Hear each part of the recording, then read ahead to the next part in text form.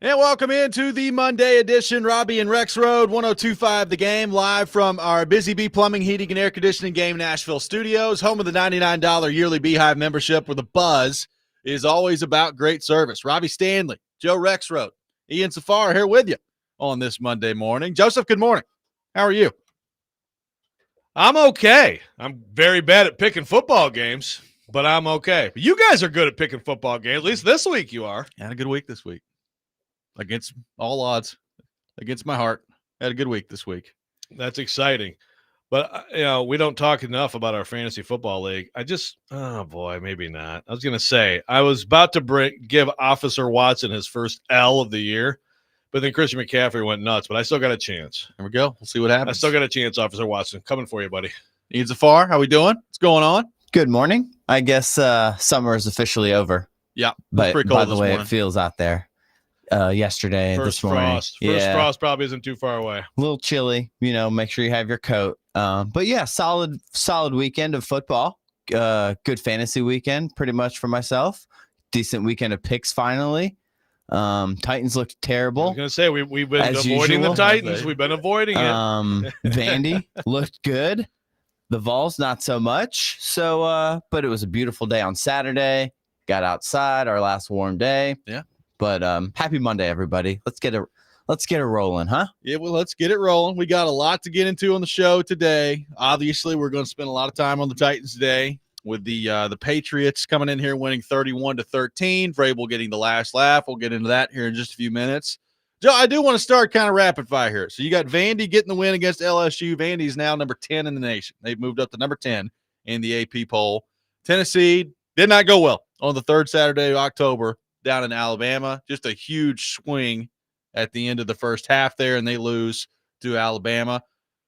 And then you got the Titans getting shelled by the Patriots as well. So let's just start real quickly, and we're going to get into this in more detail and later in the show. Vanderbilt gets that win against LSU. What's your read on it? You were there for it. What does it mean for Clark Lee in the program? Talking about first 6-1 start since 1950, then first top 10 placement since 1947. It's what a dream season for Vanderbilt fans. The place, the stadium, that's the first game I've covered this year over there. Now that they've rounded it out, it looks like a legit place. Felt like a big time atmosphere. They got all these big, huge 4- and 5-star recruits. It's like I'm watching just like a regular power college football program, but they're really good. They're just better than LSU. And yes, I've seen some people. Well, but LSU kind of stinks. Who have they beaten? What's Ohio State's best win? Texas. I guess so. But we're like, oh, they're amazing. Vanderbilt's freaking good. And Vanderbilt has a legitimate chance to be in the college football playoff. I mean, it's pretty freaking amazing, man. Yeah. I mean, they look we were talking about before the show. It didn't take long in that game for you to look around and just be like, well, they're just better than LSU. And again, I don't know how good LSU is. We talked about that heading into the game. LSU got rocketed up the polls early in the year because everybody thought that Clemson was good, and Clemson sucks. Clemson got beat by SMU again over the weekend. They're 3-4. Screwed me over. Clemson is not good. So LSU has struggled all year offensively. So I don't know how good LSU is. I think LSU's probably got a lot more losses coming their way.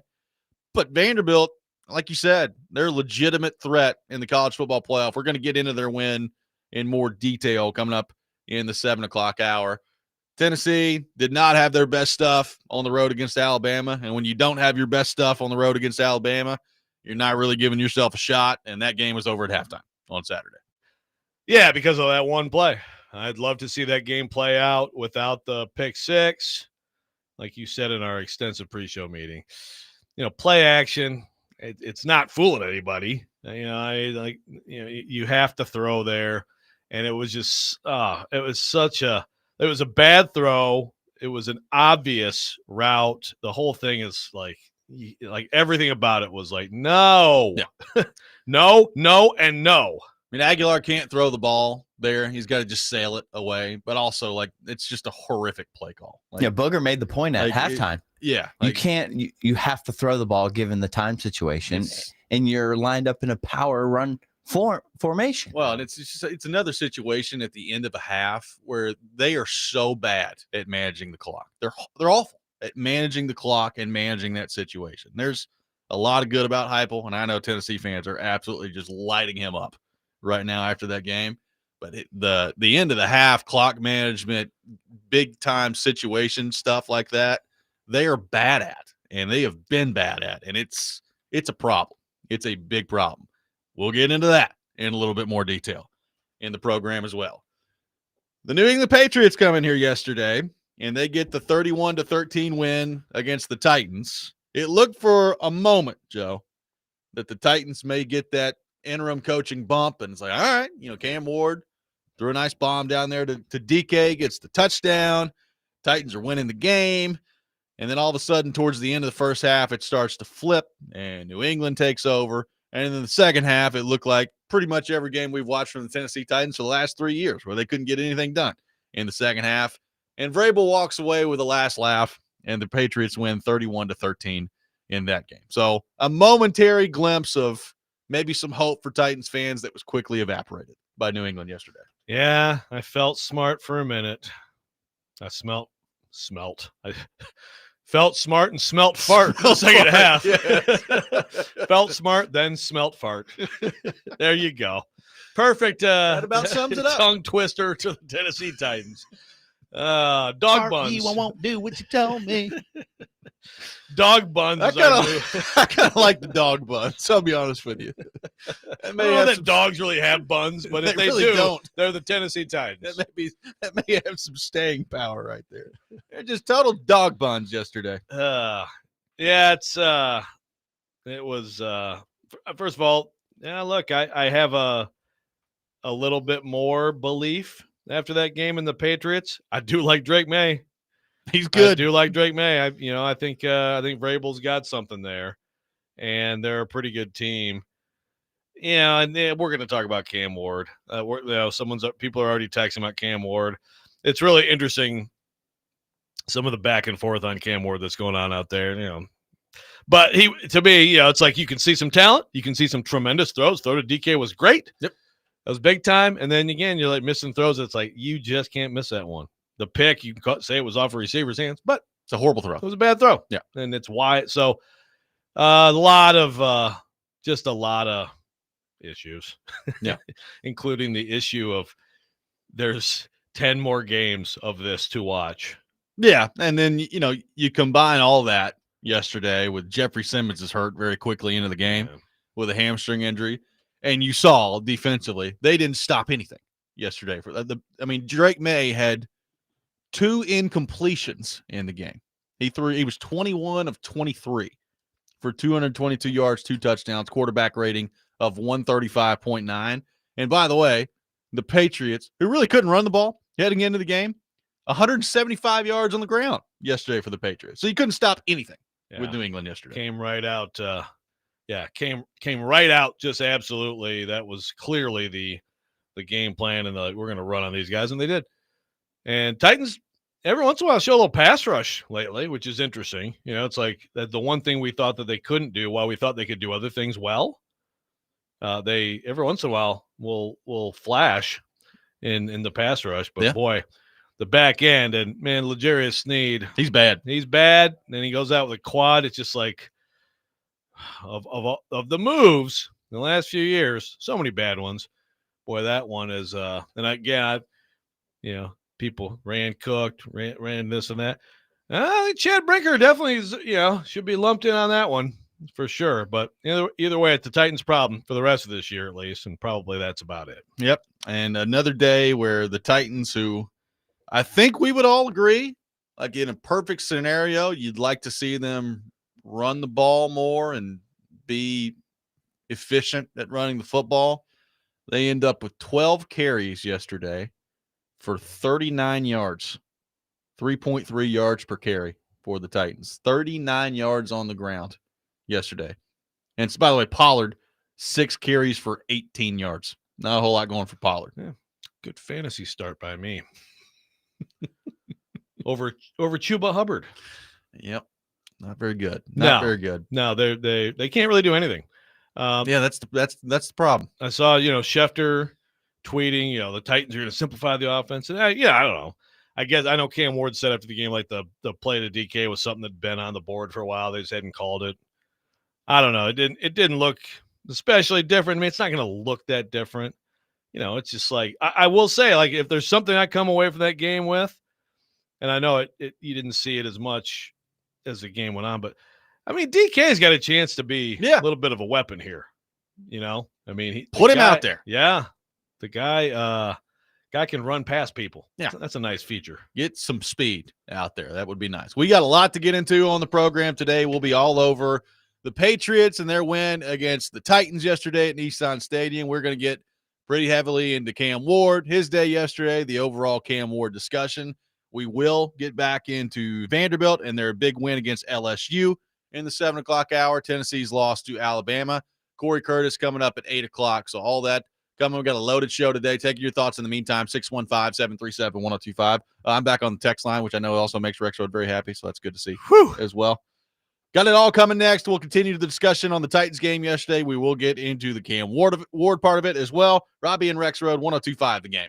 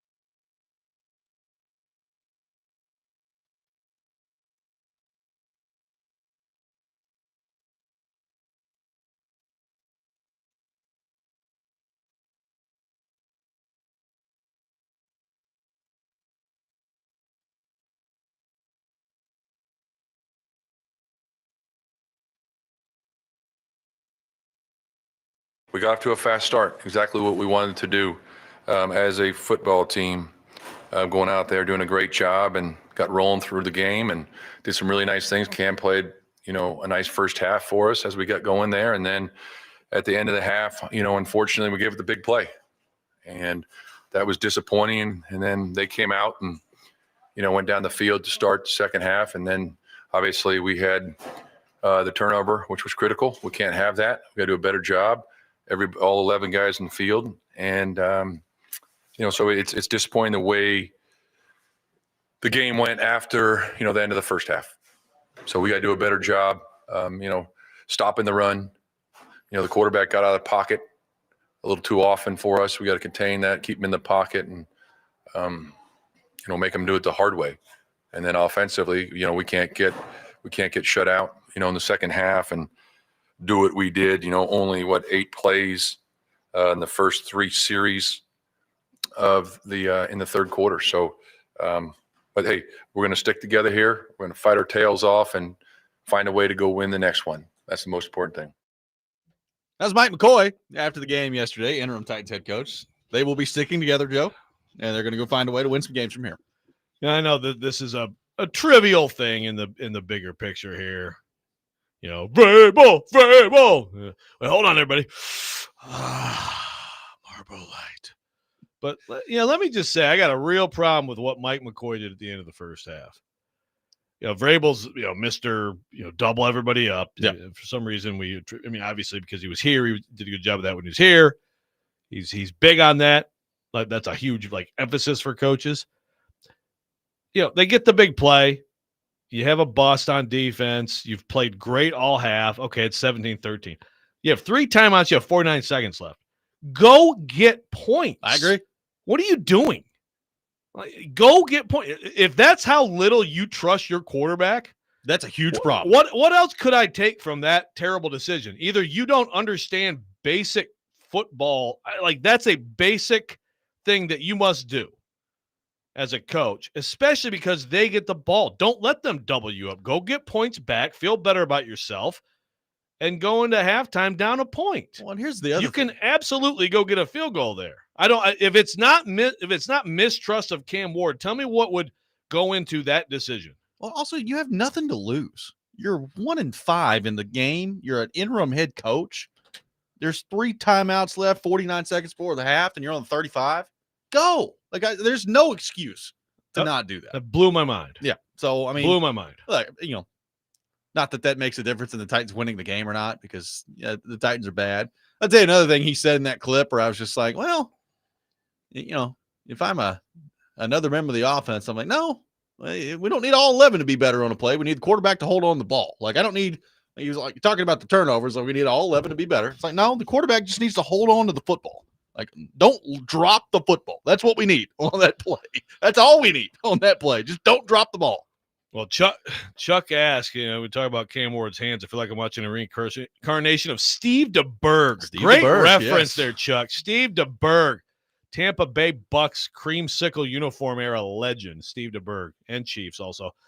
Yeah. Well, we were texting with Charles about this. He looks like he has baby hands.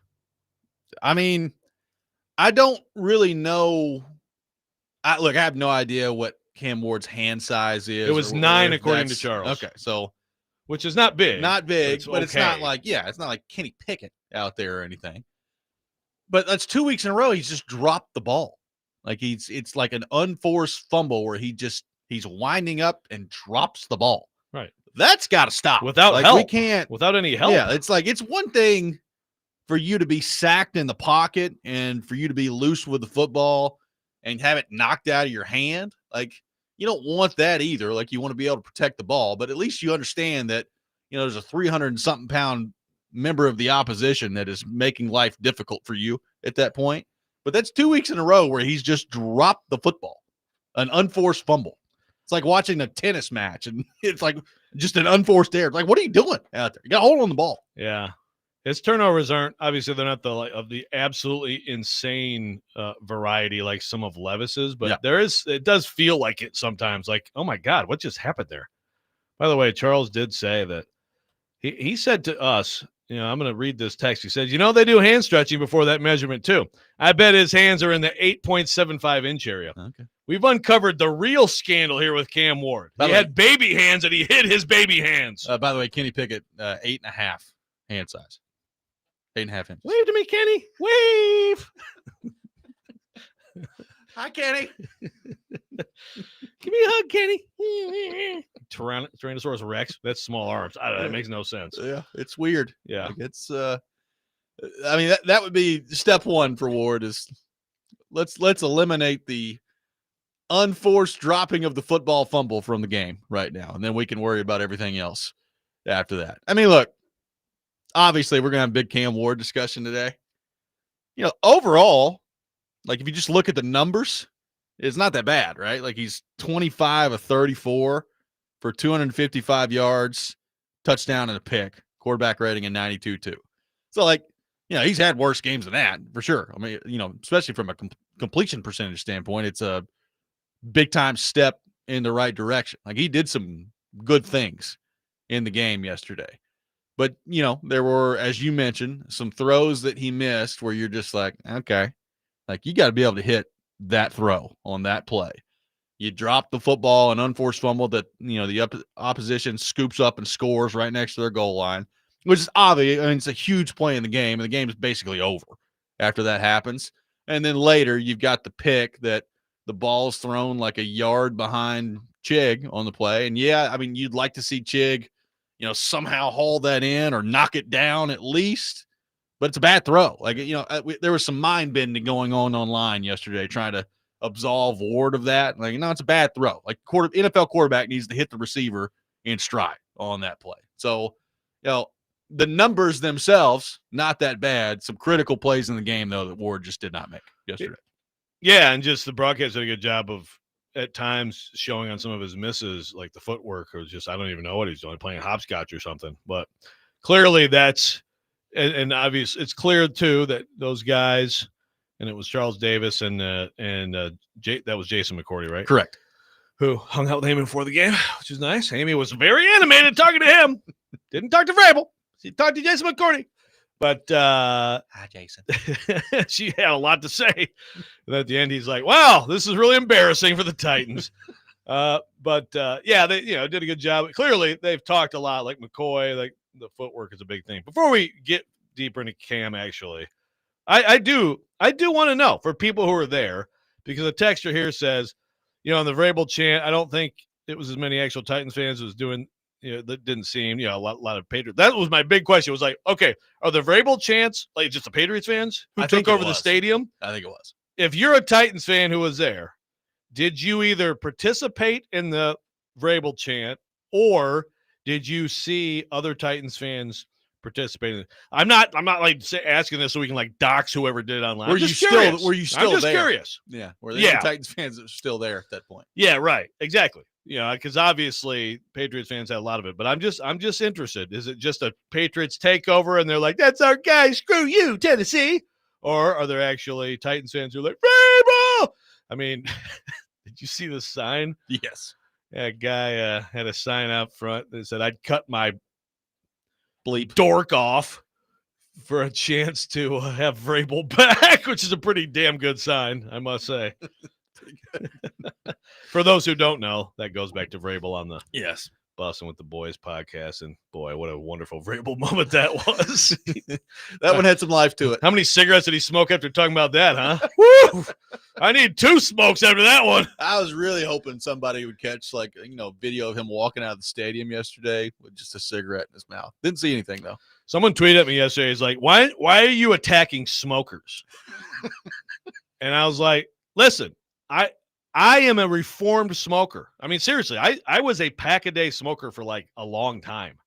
So I don't want you all to die, okay? I mean, my lungs may never be returned to full pinkness, okay? But I have put it away. It's hard to put away. I want all of you to put it away, and that means you too, Mike. I mean, look, stop smoking, but for now, you get the hell out of here, Vrabel! Get out of our town. Get on out. Take your first place New England Patriots on elsewhere. I mean, they look pretty good. I'll be honest with you. I know it's the Titans, so we gotta keep everything in. But like Drake May specifically, I think he might be pretty darn good. I mean, yesterday throws for 222, also ran for 62 yesterday. He's a pretty good player. No, he is. No, Vrabel's got something. Mike says I was there. There was one Titans fan I saw scream Vrabel. I also punched that guy in the face. Are you BSing me, Mike? You're probably BSing me. I think so. Matthew Jolson said if I was there, I would have joined the chant. Okay, seriously, don't BS us. If you were there, I just want to know, were there Titans fans taking part in this? It's a good question. When the TV broadcast was showing it and the Vrabel chant was going on, they kept panning around the crowd. And it was just a bunch of Patriots fans doing it. Yeah. I'm not saying that there weren't some Titans fans participating in it because it was, kind of loud. It's kind of a loud chant out there, but it looked like it was a lot of Patriots Like fans. Burt Nighthill right there. Vrabel! Oh, I'm sorry, Amy. I'm sorry, Amy. Please don't fire me.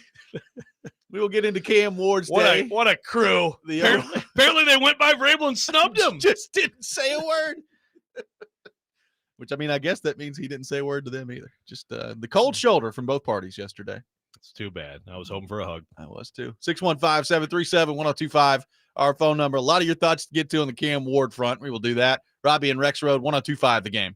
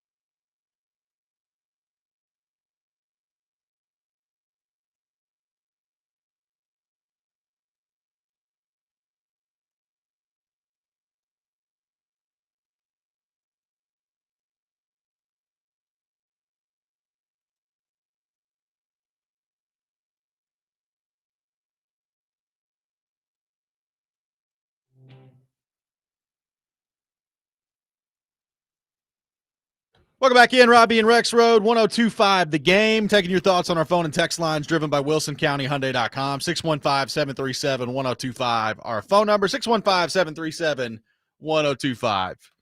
So, Joe, as we mentioned, numbers not bad from Ward yesterday. 25 of 34, 255, 1 touchdown, 1 pick. Quarterback rating, 92.2. A lot of discussion about Cam Ward right now going on with the Titans fan base. And it's more than just yesterday. It's really the whole picture. What have you seen through 7 games with Cam Ward? And look, I think everybody would admit, at least I would hope so, that through 7 games, it's not been good. Like if you're sitting here trying to act like it's been good through 7 games, then you're not having an intellectually honest discussion about what's going on out there. Now, what that does not mean is that Cam Ward is like doomed to failure from here on out because the first 7 games of his career haven't gone well. But here are his numbers for the first 7 games. He's 1-6, completion percentage of 57.6, which is not good. 1,356 yards passing, 5.7 yards an attempt, 4 touchdowns, 5 picks. It's not good. Okay. So we all know that. What do you make of, I guess, the progress? Is there progress? Are you concerned about a lack of progress? How are you feeling about the overall picture of Cam Ward right now through 7 games, knowing that in the background of all this, they've fired the coach already. His roster sucks. He doesn't have a whole lot of help out there. I mean, there's a lot that goes into this discussion. What do you make of where things currently stand with Cam Ward? Yeah. I mean, I think there's automatic progress in experience. I do think, you bank the snaps, the games, the different situations, take some lumps. There's benefit in all that. Are we seeing his game grow? No, I don't. I mean, I guess, again, you could look at yesterday's game, just look at the numbers and say, okay, this is one of the best games he had. I think he started 11 for 12 for 144 or something like that. It was a great start. But then it disappears. And also, I'm watching the right tackle. Hey, whoever plays right tackle for the Tennessee Titans must suck. That is apparently an ordained NFL rule. J.C. Latham is struggling out there. And so you see that breakdown. Like you said earlier, there's 0 run game. As we talked about earlier, when your defense is that terrible, it does not help your quarterback, on and on and on. But we're talking about Cam Ward himself. What do we see just from him? Yeah, best completion percentage of the season, second best, all that stuff, best passer rating, 7.5 an attempt, best of the year. I still came away like, it's just the misses, the footwork, the inconsistency. When he makes one of those throws, you're like, okay, that is, a lot of NFL quarterbacks can make throws. They have arm talent, but that's that the zip on that throw to DK, it pops. Yeah.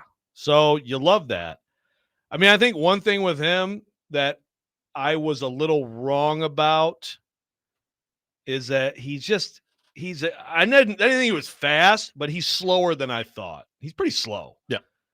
And so while I do think he has a better pocket feel than Levis did, for example, if we're going to compare him to Levis, he's still, it's like, and he gets caught, more than I thought he would. I thought he'd be a little bit more dynamic. Obviously, the best plays he's made this year are the extending the play and evading, scrambled drill and making a ridiculous throw.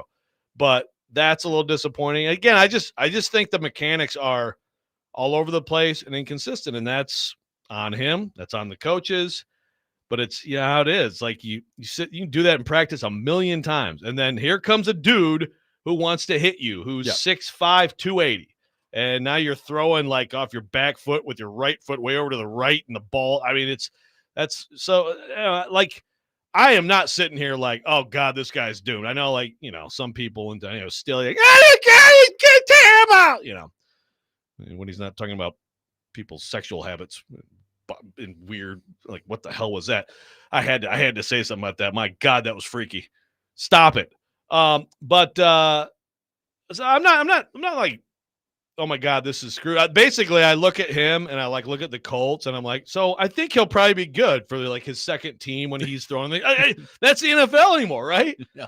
You're gonna give up on a guy like this, and then you're gonna, then he'll be good later. I'm seeing Easton Freeze tweet out what about the conversation about Fernando Mendoza, number 1 overall pick? It's oh God. Is that really going to be a conversation? Well, I'd said it last week. If he doesn't get significantly better, yes, it will be a conversation at the end of the year. I'm not saying it should be, but it will. Like that's how things work in the NFL nowadays. This franchise is so screwed. Here's what I would say. I think if you're pulling the plug and giving up on Cam Ward after 7 games, and frankly, I don't think there's that many of those people that exist. I think you're crazy. Like it's 7 games into somebody's career on a team that we all knew was bad heading into it. So I think you have to remember that when you're having this discussion. So let me start there. Like Cam Ward, he's made enough plays where you're like, okay, there's something there. Like they've got something to work with. I think that's clear. Now, he has not made as many plays as I would have hoped to this point, and there have been far too many plays that he's also missed as well. So keeping it fair, that's the way it is. I would also say this. So like, I think if you're giving up on him, you're crazy. I would also say, like, if you're a Titans fan out there that is just, I guess, incapable of listening to any criticism on him, I think you're equally as insane. Yeah. Like, look, I like Taylor Zarzour. Taylor Zarzour does a good job for the SEC network, and I think he's done a good job calling games for the Titans. I think he's going to do a good job calling games for the Titans for a long time. I was listening yesterday, driving around to their post-game stuff, and he was talking about, like, well, we know Cam Ward's going to be a star. Like, we know that. That's clear. It's like, well, is it? Like, that we know that right now through 7 games? We know that Mike Borgonzi had a great draft, not just a good draft. It's like, really? We know he had a great draft? Well, right now, his first 2 picks, you got Femi Oladejo, who's not on the field, and when he has been on the field, has not been very good, and a quarterback that, again, you can have hope with. That's fine. But, like, there's nothing that Cam Ward has done yet where we know that he's going to be some great player. No one knows forward. That at all. So we need to stop having intellectually dishonest conversations about this. It's a big problem in this fan base. Yeah, we don't know anything. Like, let's just all admit that we don't know anything. And if you're sitting here, look, fans are always going to be be protective and hopeful, especially when you have a number 1 overall pick. This was years of Mariota. Yeah. Mute. Yeah. Sorry. That's okay. I'm happy you muted yourself. It's usually me. Now, like I did not hear Taylor Zarzour say what you said, but I trust your that's what he said. I trust your ears. And so I'll say, like, that to me borders on gaslighting. This franchise needs a very, very realistic, sober analysis from everybody here talking about this, even the people who work for the franchise. Yeah. Like, seriously, do not gaslight people. Like, we don't know that Cam Ward's going to be a star. Yeah. Hell no, you don't know that.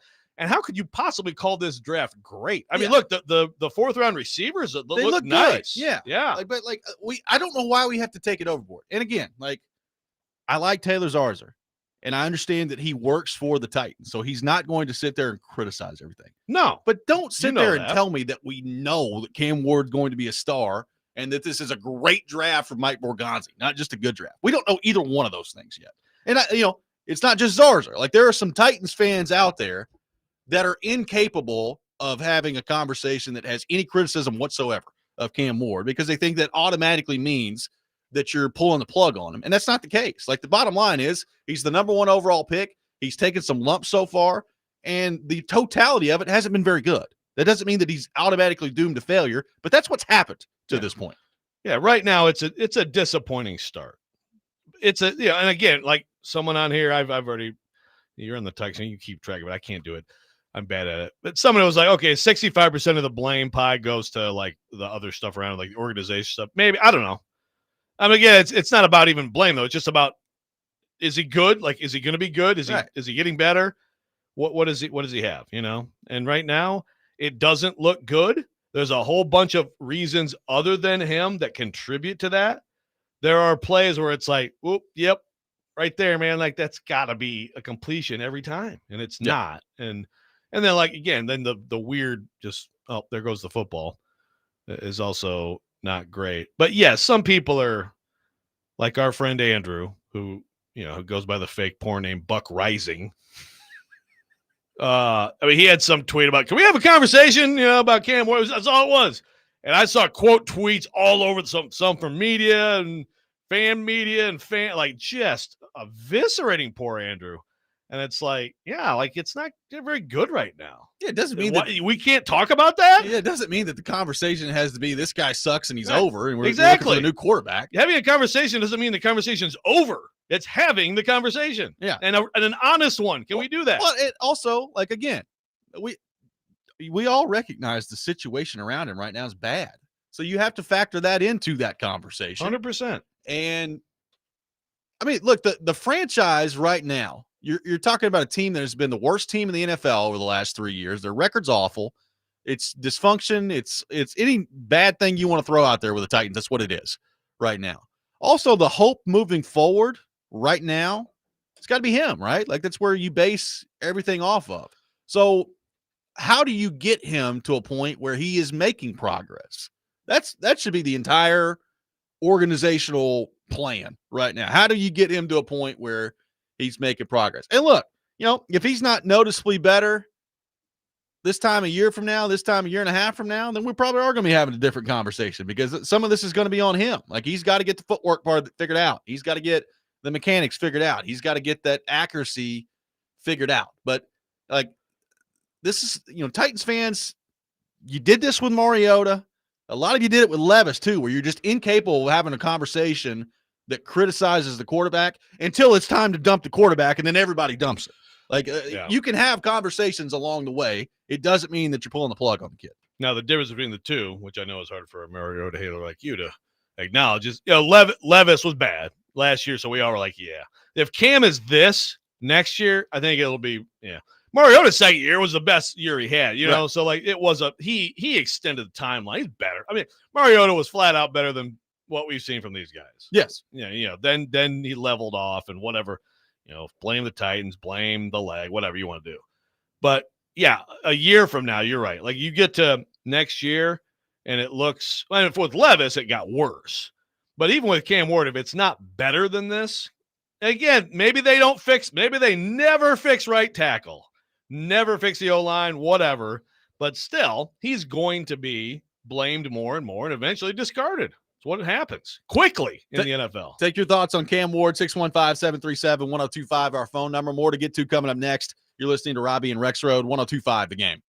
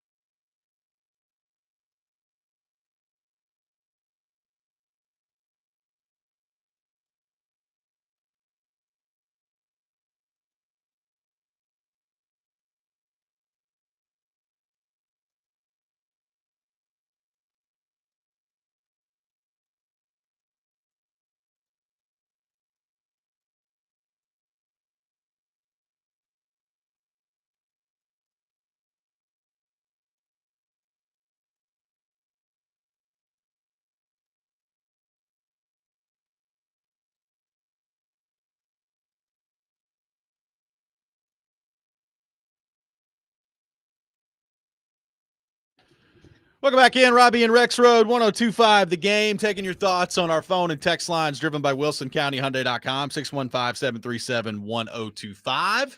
Let's head to our phone line. Welcome in Mark in Nashville to the program. Mark, good morning. Thank you for calling in. Hey, how you doing? Good morning, Robby. Good morning, Joe. What's up, Mark? Hey, Joe, I heard that comment you made the other day when I was getting off the phone. That was disrespectful, Joe. You don't ever put me in the same room with Steele. You know better than that, Joe. I'm just saying, hey, if you share an opinion with Stilly, I got to, I do too sometimes. We both thought the Titans were going to win yesterday. So, Joe. That's a tough one. Yeah. But Joe, I told you and Robby last last week it was personal with Grable. And they were going to beat the Titans down, and they did that yesterday. I told you that. They did. Grable could sit a lot there of people and say, said it. right. Don't win one for the giver. But Grable had that circled on his calendar. But when y'all talking about Cam Ward, Joe, Robby, it's imperative. They have got to get the next coach right for Cam Ward. I don't know if he's going to be offensive minded or you're going to hire a defensive guy.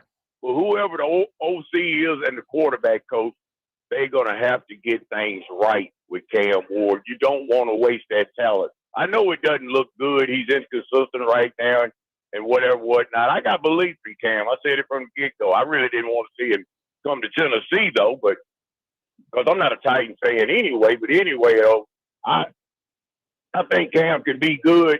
But, Joe, when you got nothing, you're not going to be good at all. He doesn't really have a lot around him. They're going to have to go back in the draft. They're going to get some more. They're going to have to find a true number one. What you decide to do with Ridley, I don't know what you're going to do with him. He's not your number one. But you're going to have to find a true number one and put some playmakers around this guy. In order for him to be successful, that's what he's going to have to do. But, Joe, I'm going to say this, Robby, and Joe, before I go. Vrabel should never have been fired from the Titans. I'm going to say that, but he did, and you let the wrong coach go. But, Joe, this guy has made the adjustments, and I see a guy now. Man, you gotta wonder, man, not if, but when Vrabel's going to get in there and be in a Super Bowl because he's got a good young roster with Boutte and Henry and Drake May looks like he's getting ready to be a franchise guy. He's got better talent and better chance, and he's got a great OC in Josh McDaniels. He's got a better chance to get to a Super Bowl and be that great coach now than he ever would have been down here in Tennessee. But, hey, man, y'all have a good day. Thank you, Mark. Hey, Joe, see you later, man. All right. Thanks, Mark. A lot of Vrabel love. There. Well, but I don't disagree. I don't disagree with any of that. Yeah, again, the stuff around here's a question. Okay, so if you for Cam Ward's sake, if you could choose, you have one or two things. Either you have a great, again, QB guru, great play designer, like a big step up from what has happened here with the Callahan regime, or you can be assured that you're going to shore up the offensive line and add a big-time weapon outside. Again, you want to do both. I would take option B. I would too. I would take option B. Players, not coaching players. Matters. Yeah. Absolutely. It's important. It's more important that you have weapons and you have protection. Yeah. Well, right now, all these things are bad, but it doesn't mean you can't look at him and see things about him that are on their own that are a problem. All those things are bad, and he's got to find a way to make better plays on a consistent basis when the opportunity presents themselves. Both of those things are true. We all recognize the situation around him is not good. On his own, he's not making enough of those plays right now. So that's where I come down on. Let's head back to our phone line. Welcome in Tim to the program. Tim, good morning. Thank you for calling in. Good morning, guys. You're talking about Cam, and we all know the offensive line is terrible. These receivers are terrible. But the thing that's concerning to me is the way he uses mechanics and his footwork. You can have one series, and that's not the same mechanics any of the times he plays. That's one thing you can control. You can change your mechanics and get better mechanics. You may not have better numbers, but you keep repeating it, and it will get better. He's not doing that. Yeah, thank you for the call, Tim. I think that's a big problem right now. Like the footwork at this point, Joe, like it's October the 20th. So it's hard for me to believe that at some point this year, you're going to look at it and like, oh, the footwork's fantastic all the time with Cam Ward now. Like, it's just, we're in the middle of the season. This feels like something he's going to have to work on long-term, right? Like, it's a long-term project to get his footwork to a spot where it's better, it's more consistent, he's on platform more. He's not all over the place with his throw, because it is leading to some accuracy problems. Like, he is all over the place with accuracy right now. Yeah. And that's the thing. Again, it's like you practice in the off season, he'll have his own guy and he'll be doing it. And they all do it, right? I mean, they all do that. And then it's, like there's a muscle memory thing to this, which again, I always compare it to shooting a basketball, but it is when you got that muscle memory, like Steph Curry, man, it just kicks in. And right now, again, it's different with footwork and passing, but I'm just saying, there's some things that like become second nature. Right now, they're not. Well, and I will say, like, does his throwing motion like affect that as far as being able to just? He loves sidearming it. He does love sidearm. The way he, his release is pretty unique. Yeah. It is. And the way that he just kind of, it's half sidearm, half overhand, very wristy, very elbowy. With Drake May, you can see the ball. It's just more of a touch, more of the traditional, kind of throwing motion. Yeah. I wonder, will he have to, is that like just a career thing he's going to have to work on to adjust? That stuff you're not going to, right? Like, you're not going to change that. But I think it's like, can the bottom half of your body help you be more consistent? Because I think the way he throws is just how he throws, right? Well, you can change it to a degree. Like, I mean, not to take this entire conversation back to the Packers, but like, go watch Aaron Rodgers early in his career. It's a completely different throwing motion than what he has now.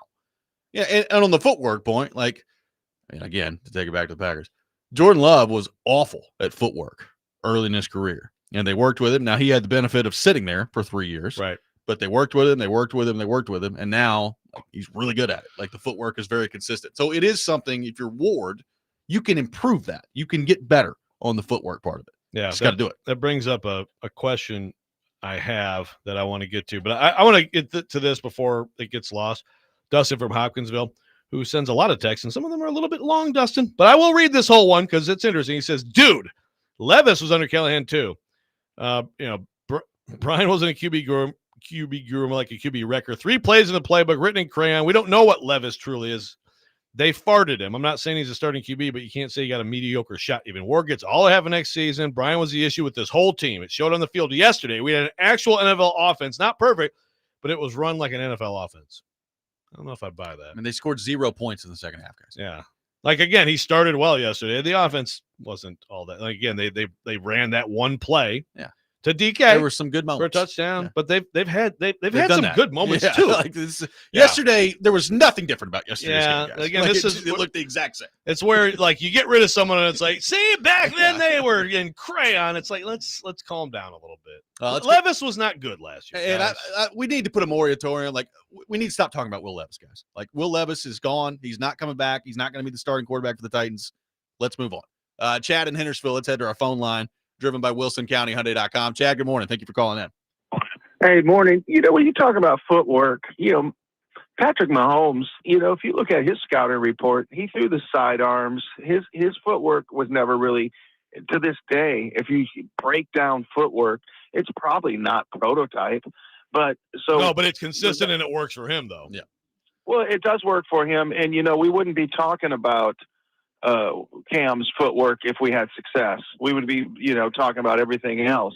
And, if he was throwing accurately, you're right. But he's missing too many throws. When you don't have confidence. Yeah, when you don't have confidence in where you're going to throw the football and who you're throwing the football and what you have around him, everything can fall apart really quick. And there's so many elements. It's like, which one do we want to focus on? But the one that I really want to get to here before the break, and I know we're up against it, is somebody's going to have to take credibility. Amy's going to have to come out here at some point, because look what happens across our culture when people are criticized on top for not coming out and taking credibility. And that's going to have to be talked about. She's going to have to come out and say, hey, this is on me, right? Otherwise it's just a spinning wheel with no credibility on the top. Your thoughts? Thank you, Chad. I would not hold your breath on Amy to come out and say anything. That would be Kind of my. She my talked to take Jason on it. McCourty. She did talk to Jason McCourty before the game. It did happen. So she I would talked. She did speak. Yeah. And guys, I understand that Will Levis is still on the roster. There's a lot of text like, hey, Will Levis is still here. The guy is not playing this year, and the Titans are not going to go back to Will Levis moving forward. I'm starting the campaign. Levis, Can we 2026. please stop talking about it. Like, I don't know why we have to continue to bring this guy up. 615-737-1025, our phone number. More on the Cam Ward front coming up next. Robby and Rexrode, 1025 The Game.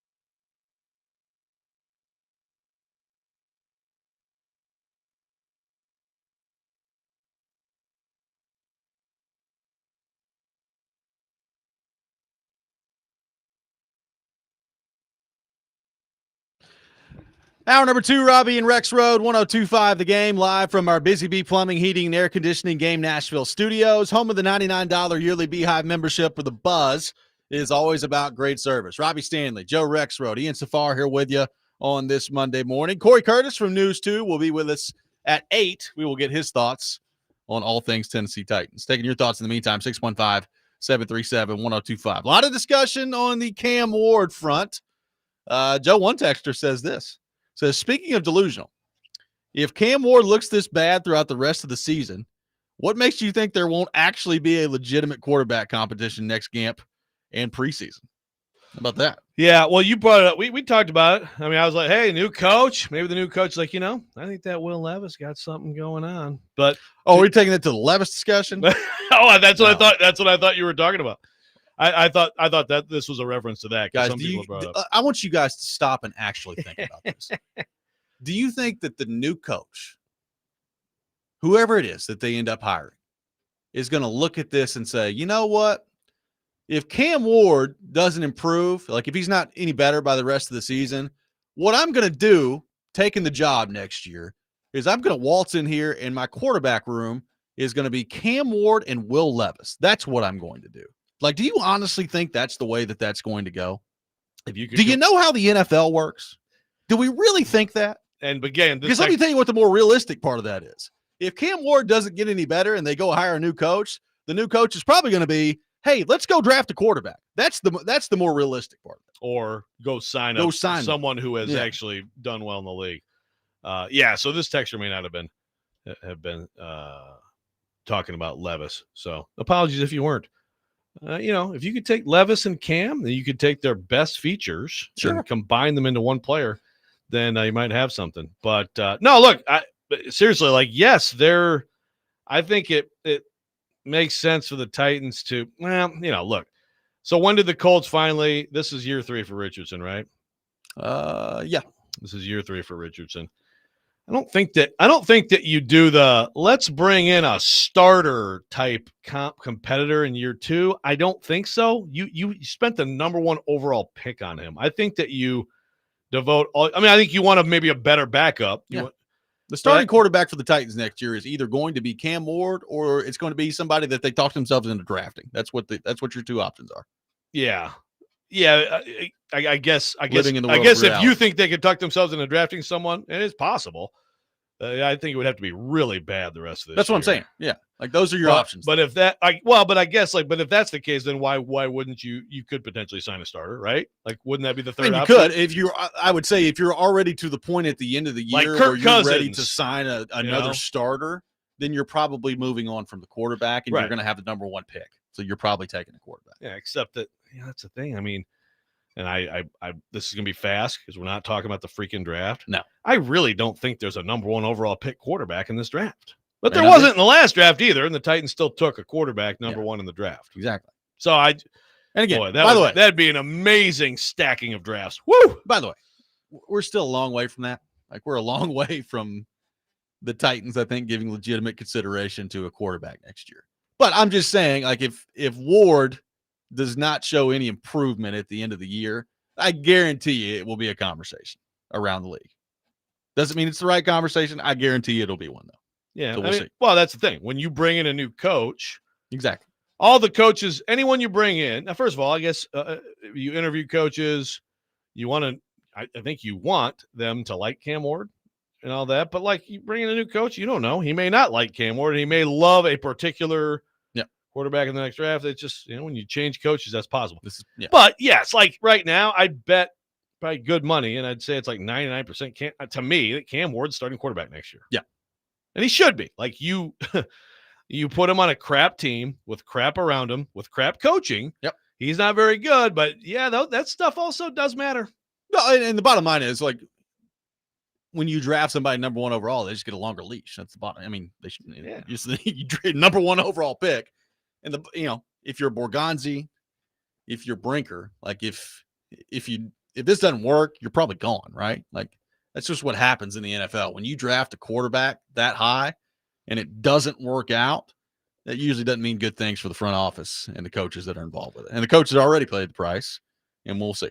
Unless you're the Indianapolis Colts, who are going to destroy the Titans this weekend apparently with so. one of the best teams I've seen in the NFL this year. So they drafted him, and Chris Ballard's fine, and we'll sign Daniel Jones, and Daniel Jones is awesome. So I don't know. I don't know anything about football. Okay, let me just raise my hand right now.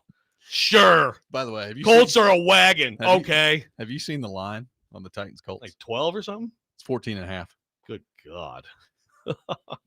NFL game. 14.5. An NFL game. Oh, boy. Was it when we went through like the Titans, what games they could win? Yeah, like they split the Colts. They- Yeah. They might sweep the Colts. I don't know. That's definitely a split, though. Jeez. Good stuff. Thank you. Thank I mean, you. I guess good news is you're getting both of the games out of the way before the month of October ends. So, Like, he doesn't even need to do a song for this game. It's so embarrassing. You know what I mean? It's like, this week. yeah, I'm going to take the week off. Let's head back to our phone line. Welcome in Dustin in Hopkinsville to the program. Dustin, good morning. Thank you for calling in. Morning, guys. I want to give a special good morning to Joe. I figured the sports writer didn't mind reading sports content coming from the fans, but that's okay. Not bothered. Anyways, so yeah, Brian Callahan coached Will Levis and Cam Ward. Okay, it is clear yesterday that it was a lot different.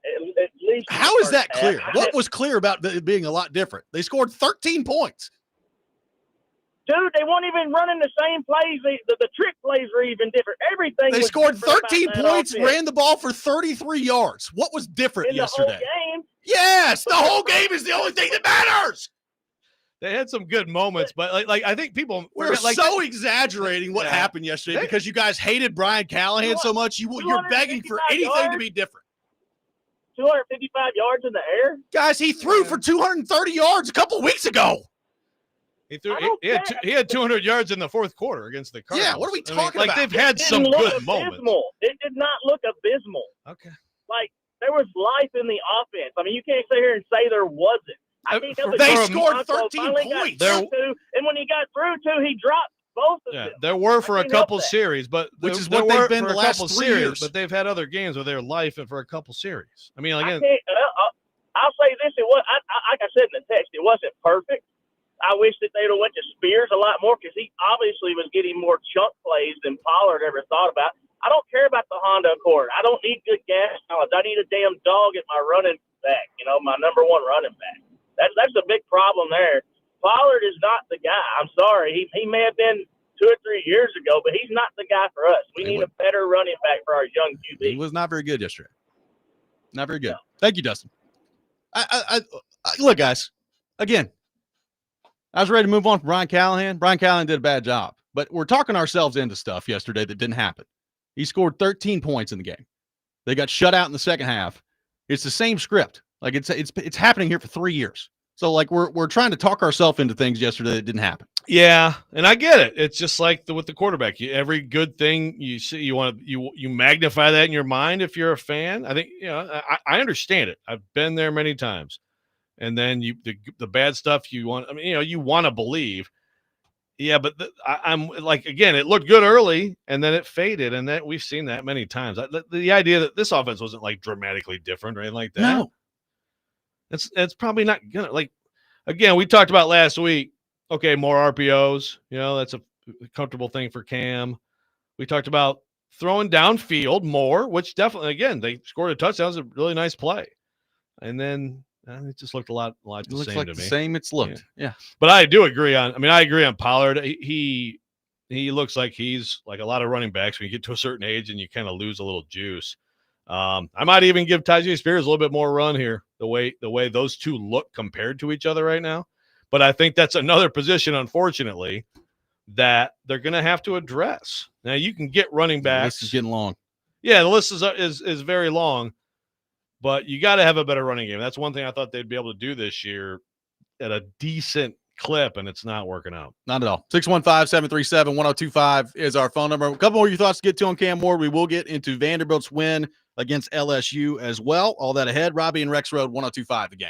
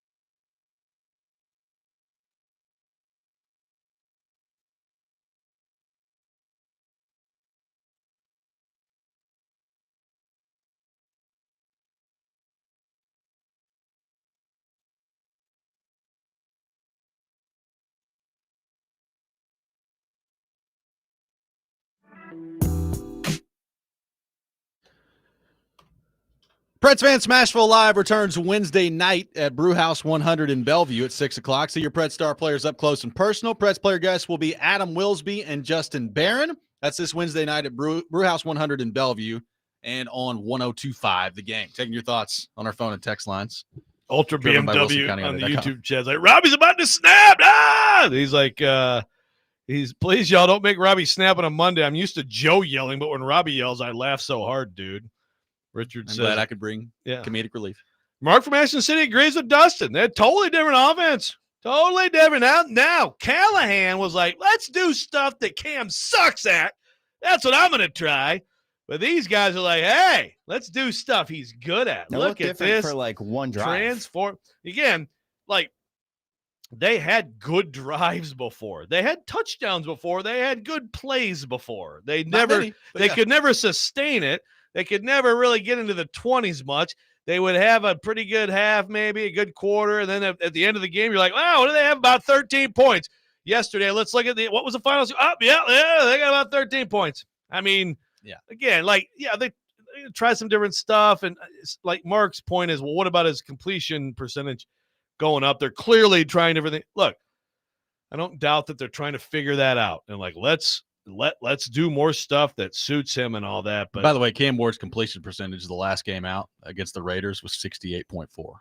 This one was 73.5. That busts the narrative a little bit. Yeah, so, like, again, they've clearly tried to call some plays closer to the line of scrimmage to get it up, which is good. Like, I'm not saying this problem, but like we're acting like he didn't just dramatically go up in a completion percentage last week when Brian Callahan was coach. So that's what I'm saying. They're not doing things all that different. Damn and by you. the way, damn you I with don't your blame facts. them for that. Get your facts but there's out of always here. like, I mean, it's the same guy's calling plays. Like, it's the same guy calling plays. They got the same roster. Same offensive coordinator. He is the offensive coordinator. It's not like he's still here. It's not like they changed the playbook. You can't change the playbook, 7 weeks into the year. So, like, I'm sure that as the season goes on, Mike McCoy is going to want to emphasize some different things. Yeah. But there's only so much you can do right now, which is kind of my point. Yeah. And it's a good point. I like how you made it calmly there. And there you go. See? Oh, thanks. See, it's okay. Yeah. We can do that. We can just talk calmly to each other. Long fuse. Yeah. I feel like you should be like me and be more calm and chill. Yes. And That's not what I just should. yell random crap all the time. And by the way, a texter wants to make sure, Ian, that you clipped up me saying I know nothing about football. I mean, I'll make sure I get that. Yeah. I just, that might come in handy. Just saying. Craig says, if that was totally different offense, I have to congratulate the Titans for finding two crappy offensive schemes in a row. Well done. They've outdone themselves. Poor Liam. There's nothing left We're going to to be say. able to not run the ball at all. Yeah. Liam says there's nothing left to say. Even the anger and sadness are fading into apathy. Every hopeful light is snuffed into ash, and we are left groping in the dark. I did think My about goodness, that Liam. yesterday. Poetic. Because, okay, you've made the coaching change, right? So there's that. And so now that's gone. Like you're fading away from like the coaching bump or whatever.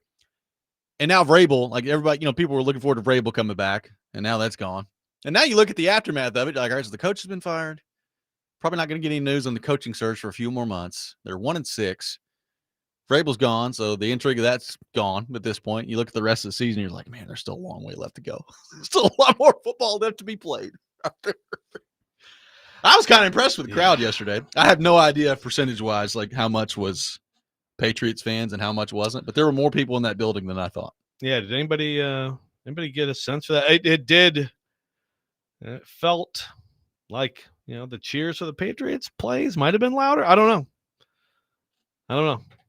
But certainly, like Patriots fans, it had a huge part in that.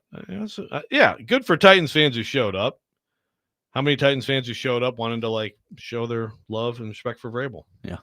I don't know. Keith says Levis deserves another chance, and Mariota was great. Robbie, your thoughts? Just dive back in there. Mariota got in the game yesterday for Washington. Yeah, he was making some plays, and then there goes the pick six. Didn't go so well. That's a tough one. Did not go so well. Yeah, as a Titans fan, I do wonder, are you rooting for the team to win anymore this year?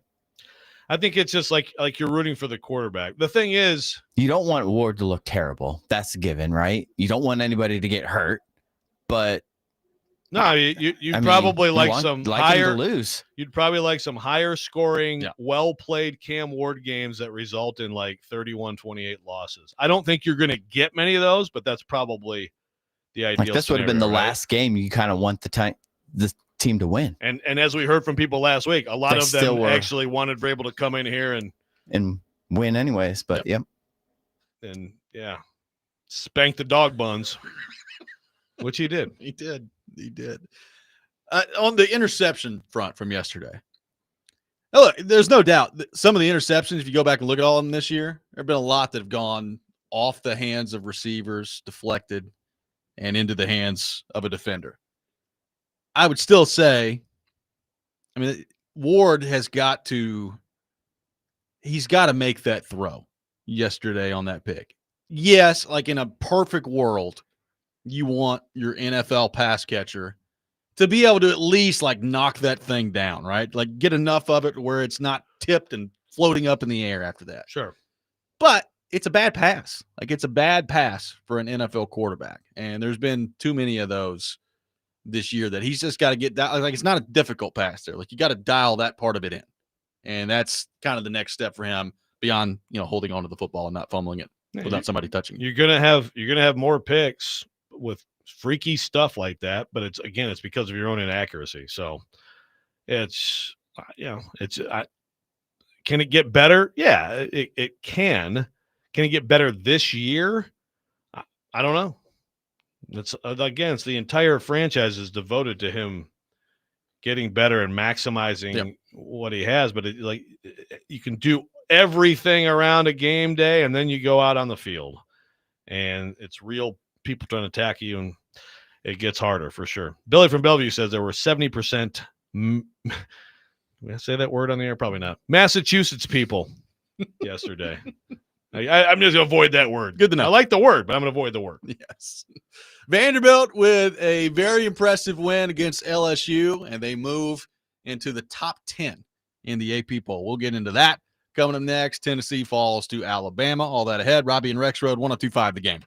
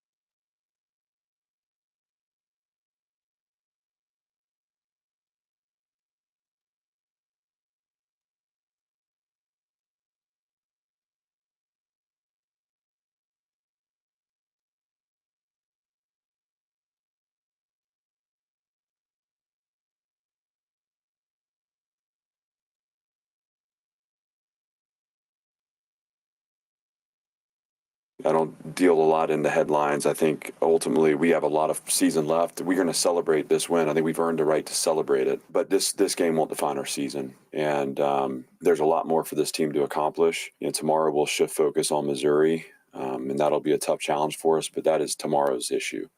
Today's about this team and this program and taking another step. And I'll let the headlines be what the headlines are. That's your job.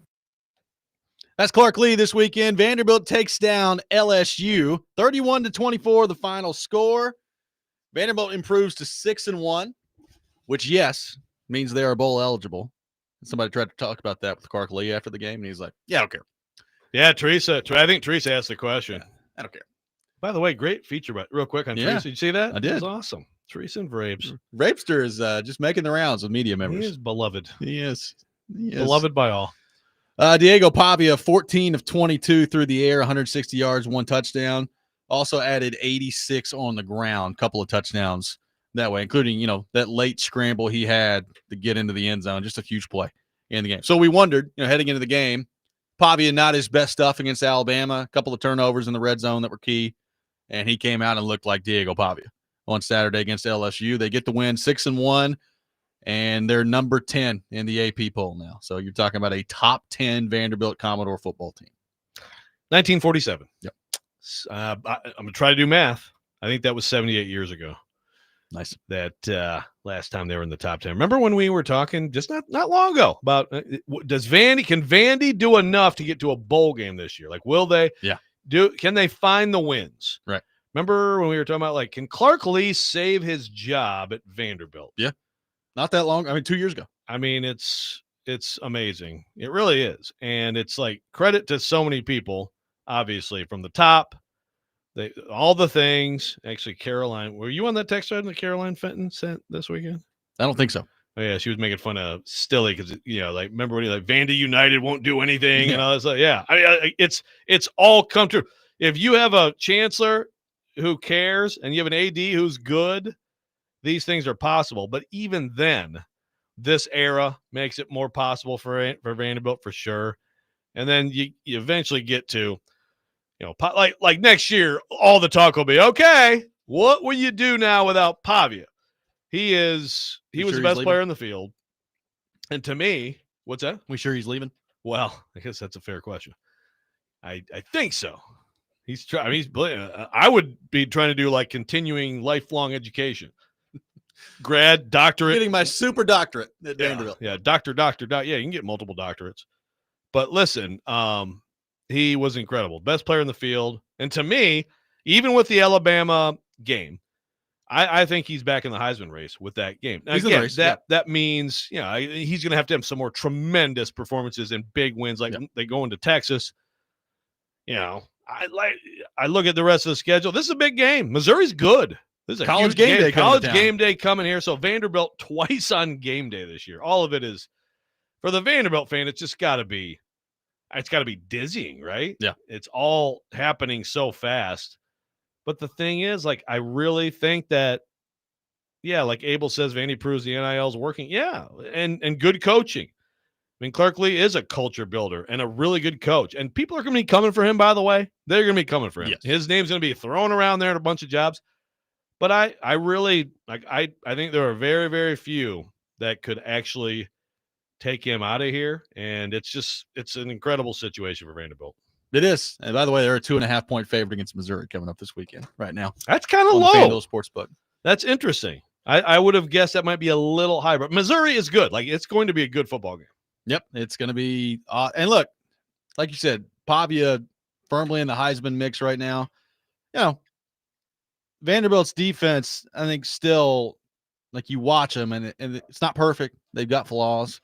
But they'll also every now and then just make some huge plays where you're like, well, that's a big play in a big moment. And, I don't know that's, if you're going up against a really good offense, how good is Vanderbilt's defense? I don't know. Alabama, particularly as that game went on, Ty Simpson in that's maybe the best passing attack in America right now. And they made Vanderbilt pay throughout that game. But again, on Saturday, some plays in that game where the defense just had to make a play and they bowed up and they did it. And I think if you were thinking that this Vanderbilt team is fool's gold, that's done at this point. They're a very good football team. And it doesn't mean that they're getting into the college football playoff, but they got a shot, man. Like, they're 6-1. They got a very winnable game at home against Missouri. Texas has got a good defense. Texas' offense is all over the map. I thought they figured some things out against Oklahoma, which, by the way, is a really good defense. And they looked awful against Kentucky. Just looked terrible. You got Auburn, you got Kentucky, you got Tennessee. Like, if Vanderbilt wins this game against Missouri, there is no reason that they should not be playing for a playoff 9-2 at worst heading into the Tennessee game. Yeah, I agree. It could, like, Vandy, Tennessee could be playing each other for a playoff spot.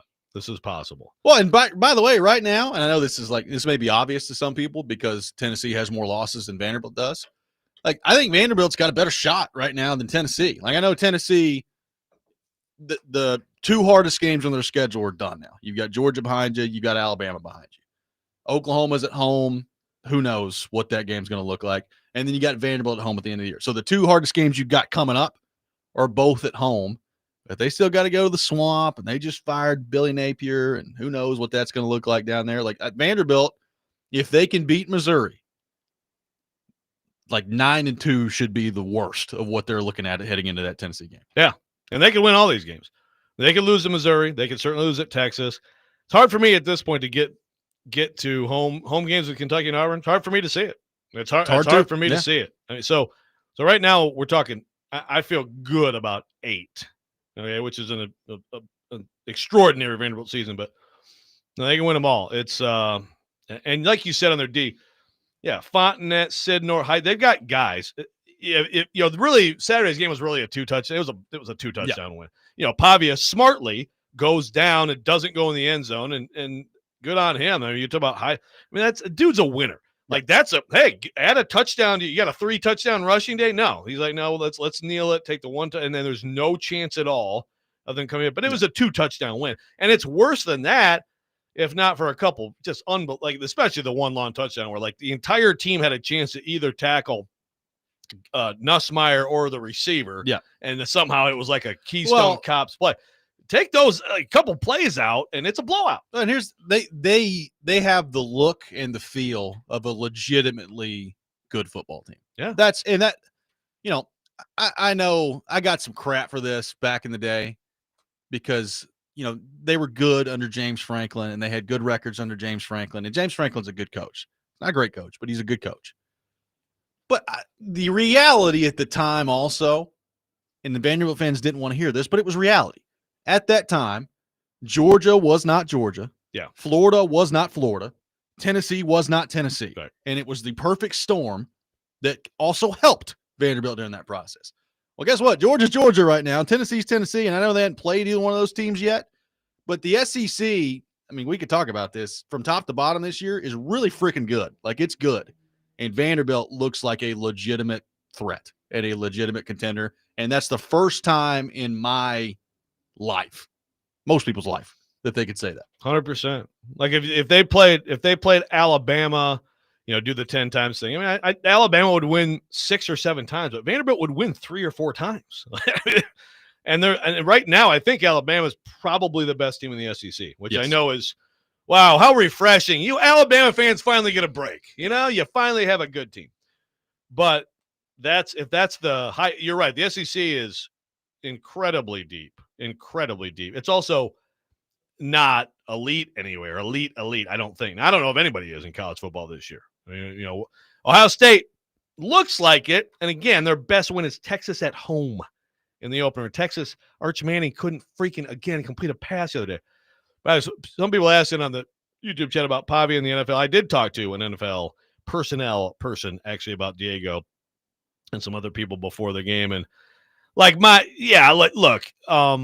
think if he goes like in the 6th or 7th round, I can see that. That's probably about what you're looking at. But people love him. Yeah. Like, the NFL people love him and they want him on their team. And he just has some physical, like, his size is a problem. And I understand that's less of an issue in the NFL. He doesn't have like the cannon arm either. He's just he's a ball player. I think he's going to end up somewhere, but yeah, he's not going to be a a high pick. Yep. There's nothing that he can do on the field this year to do that. He could be a Heisman winner, though. Yeah, he could. And you know what? Boy, we left Diego Pavia talking about national championships in the summer, didn't we? Yeah. I Good. mean, unbelievable. Look, he's about my guess heading when I hadn't looked at this yet, but my guess on the Heisman odds list would be he would be about 6th, and I think he's 5th. So you've got Ty Simpson at number 1, which he should be. Fernando Mendoza, number 2. Julian Sayin, 3. Marcel Reed, 4. Pavia, 5. So that's where you're at right now. I think Jeremiah Love should get a little more. He is love, 8 pun intended. on the list, yeah. But yeah, so it's like, so game day this week, light up Missouri. I mean, I know it's Missouri, but it's still the game day feature. People they're gonna do all kinds of stuff with Pavia this week. So voters are gonna see that, and then you're gonna have the Texas. You're gonna have opportunities. Yep. Let's quickly head to our phone line, driven by WilsonCountyHyundai.com. Welcome in Freddie to the program. Freddie, good morning. Thank you for calling in. Yes, sir. Good morning. How y'all guys doing? Great. Good. Good. First of all, I think y'all some of the best guys in the business, man. I really appreciate y'all. Well, thank you, Freddie. I'd like to make a comment. Okay. Out of last year's draft, I still think Kim Ward was probably the best quarterback we got in there. Now, by me saying that, look at our offensive line for the last 3 or 4 years. They have been trash. I mean, the first round draft pick out of Georgia didn't pan out. The guy they got last year, I think, year before, number 77, he's okay, but they're still coming over him.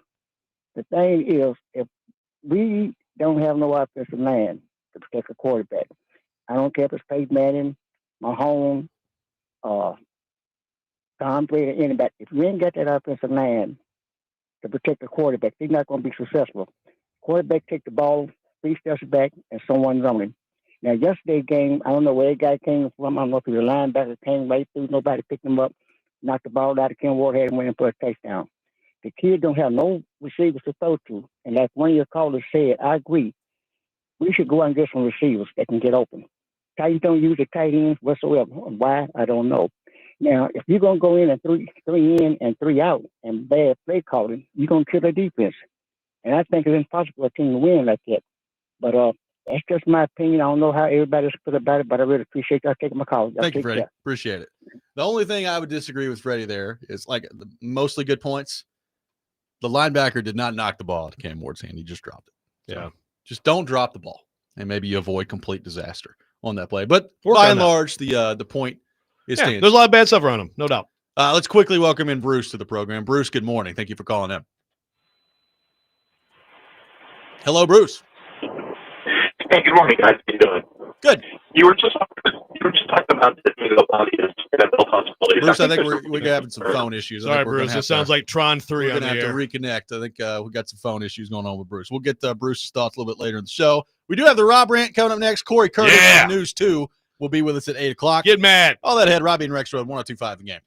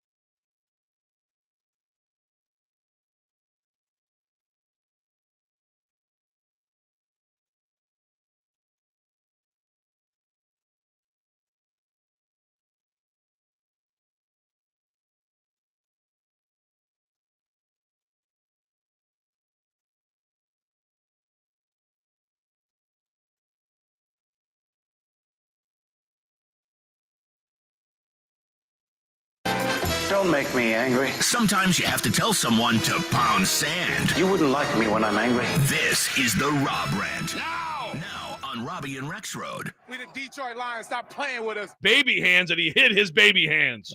I have these tiny hands. Wave to me, Kenny. Wave. The lower area is perfectly covered. Quit being a loser. It's going to make him look even tinier. Give me a hug, Kenny. Yes, the whole game is the only thing that matters. But I heard everybody already picked the Packers over us. Stop playing with us. In what ways has he been a great addition? Who's got the next question, Robby? It is time for the Rob Rant, brought to you by Functional Medicine of Tennessee. Rise up to better health. Check them out at functionalmedicineoftennessee.net. There's about, 7 different ways I could go with this today. I'm going to go here. So, lost in all of the great football this weekend was the Tony Vitello saga at Tennessee, which I guess is still ongoing. Yeah. On Saturday, it looked like it was a foregone conclusion that he was going to become the next manager of the San Francisco Giants. And then apparently he was at Tennessee practice yesterday out there on the field. So I guess no decision has been made yet. The Giants are still in the process of trying to land a deal with Vitello to get him to be the next manager in Major League Baseball there. I will say, though, look, I saw some reaction from Tennessee fans. Most of it was measured. I don't know if calm is the right word, but it was at least like, well, you know what? I don't like it, but I get it. Like, you're going to Major League Baseball. It's the San Francisco Giants. At least you're not leaving going to, LSU or Arkansas or something like that. Most of what I saw on Saturday, which I was pleased by. I did see like this certain subsection of Tennessee fans that went back to that clip that Vitello had a few years ago after they won the national championship, where it's like, you're either a Vol or you're not. You're either a Vol, and you're like, this guy sucks. This guy's so phony. He's so fake. He's not a true Vol. And I was like, guys, do you guys understand how sports work? First off, I've got a message to all of you. The bottom, and the sooner I think you wrap your mind around this, the better off from a mental health standpoint I think you'll be. The bottom line is most of these coaches, almost all of these coaches, pick your sport, college, pro, whatever. You have more loyalty to your team than they do, okay? So let's get that straight. Right. Now, that also brings up an interesting situation like you mentioned a few minutes ago. Clark Lee at Vanderbilt, maybe a little bit different because he went to Vanderbilt. And he played at Vanderbilt. He grew up in Nashville. So I think it's going to be like, if somebody is going to pry Clark Lee away from the Vanderbilt job, it's probably going to have to be a pretty special set of circumstances and a pretty darn good job, would be my guess. Vitello, I have no doubt, loves Tennessee, has loved his time at Tennessee. But guys, this is Major League Baseball. This is the San Francisco Giants. He would be an idiot to not consider this heavily. So to the certain subsection of Tennessee fans that were like, this guy sucks, this guy stinks, he's dead to me because he's considering taking the San Francisco Giants managing job and going straight from college head coach to a manager in Major League Baseball. Which has never happened. Has never happened in the history of the sport. I think you're not having realistic expectations here. It doesn't mean that Tony Vitello is a fraud. It doesn't mean that Tony Vitello doesn't love Tennessee. You know what you should do? You should say, hey, man, appreciate you making baseball relevant at Tennessee, and thanks for winning the national championship. And, oh, by the way, if it doesn't work out in San Francisco, if you end up going there, we'll take you back. Come on back. That should probably be your attitude here. Yeah. Yeah, like this is like the San Francisco Giants. Like this doesn't happen. Like I went to VolQuest just to see, so I got a thread here that says Tony's situation reminds me of Rick Barnes and UCLA. No, because that's leaving for another college job, which, yes, like I know Rick, like UCLA job has a lot of allure, especially for someone of a certain age. This doesn't happen. And as great as we love college baseball, I mean, college baseball is a great thing, particularly here regionally. Yeah, you're right. But there is a bigger, like you compare like college football and the NFL. I mean, look, you could make the case. You could compare salaries. You could there are some jobs in college football that are definitely better than NFL jobs. 100%. I mean, college baseball and Major League Baseball, like there's a pretty big gap, right? In the everything about it, including the pay, by the way. And if, I don't know exactly what the pay would be here, But I will tell you, it will be a massive raise that will more than make up for moving from Knoxville to the San Francisco area. So now well said on your. It's like, guys, just tip your cap. The guy grew up in Missouri. He was like a Missouri fan and St. Louis sports fan. Like everybody is ultimately. They're just a mercenary. Right? Yeah, That's what it is, right? Like, you're good at a job, you get hired someplace, and of course you value loyalty. Talk about loyalty, and if he would have left for Texas, be mad at him. He could have. Sure, he didn't. Right? If he would have left for LSU, whatever it is, then be mad at him.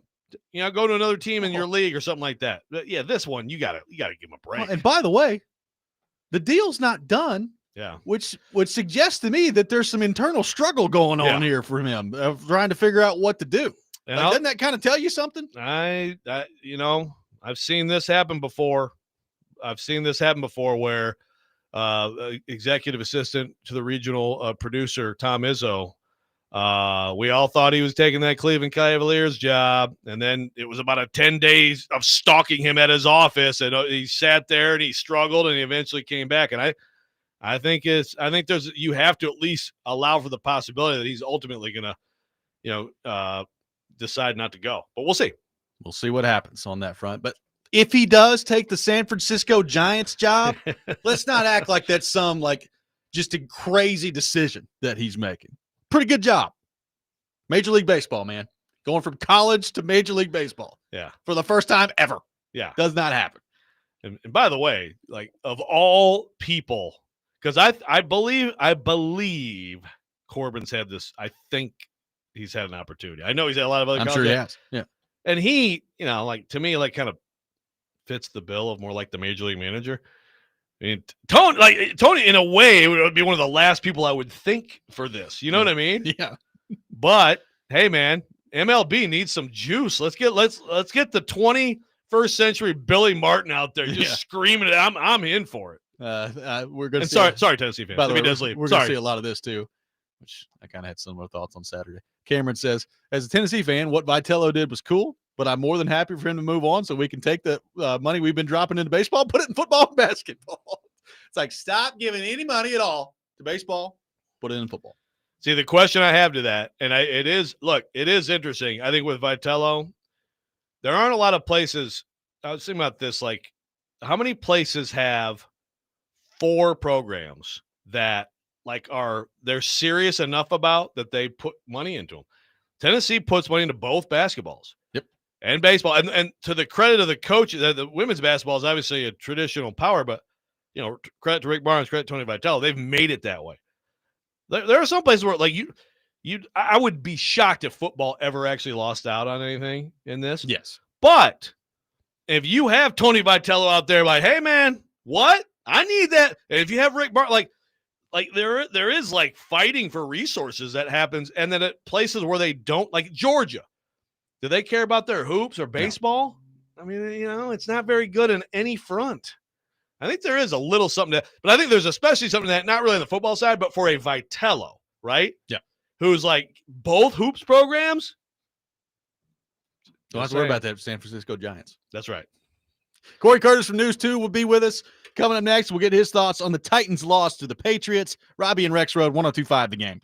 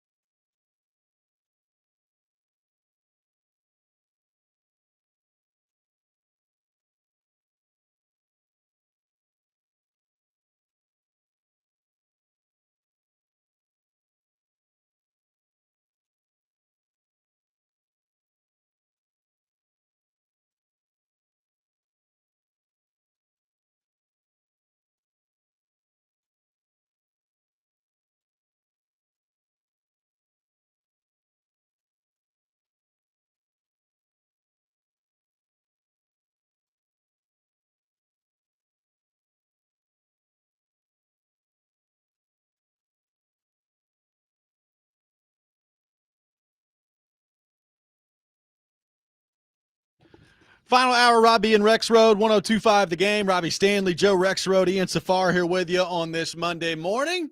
And we welcome in our friend Corey Curtis from News 2 to the program on our phone line, driven by WilsonCountyHyundai.com. Corey Curtis brought to you by Tennessee Men's Clinic. Corey, how we doing? What's going on? Just trying to ready for that run to the Week 17 showdown for NFC North champ. Yeah. But, we'll see how it goes. See how it goes by the time that comes around. Who plays then? How many? Bears, Packers. Oh my goodness! Calm down. Good how many hard fought win over the Saints though. They got a little shaky. Thank but you very much. Yeah. Oh, I'm sorry. Do other teams apologize for winning? No. Okay, just checking. We didn't ask you to apologize. No. We were congratulating you. Okay. Yeah. Do other teams apologize for winning 4 in a row? No. I'm happy for you. You should have a parade, I think. Michigan Yeah, Ave, Miracle Mile hang a Parade. banner. I think this week Let's it's hang a nice banner. weather. Let's do it. Hang a banner. That's right. 4 wins in a row in 2025. Boom. Yeah. Well, a team that's only won 4 wins in the last 2 years, the Tennessee Titans. Nice segue. And did not go well for them yesterday against the Patriots. Started off pretty good, and you said, okay, maybe the interim coach bump taking place here for the Titans. And then it looked basically how it's looked for the last couple of years here.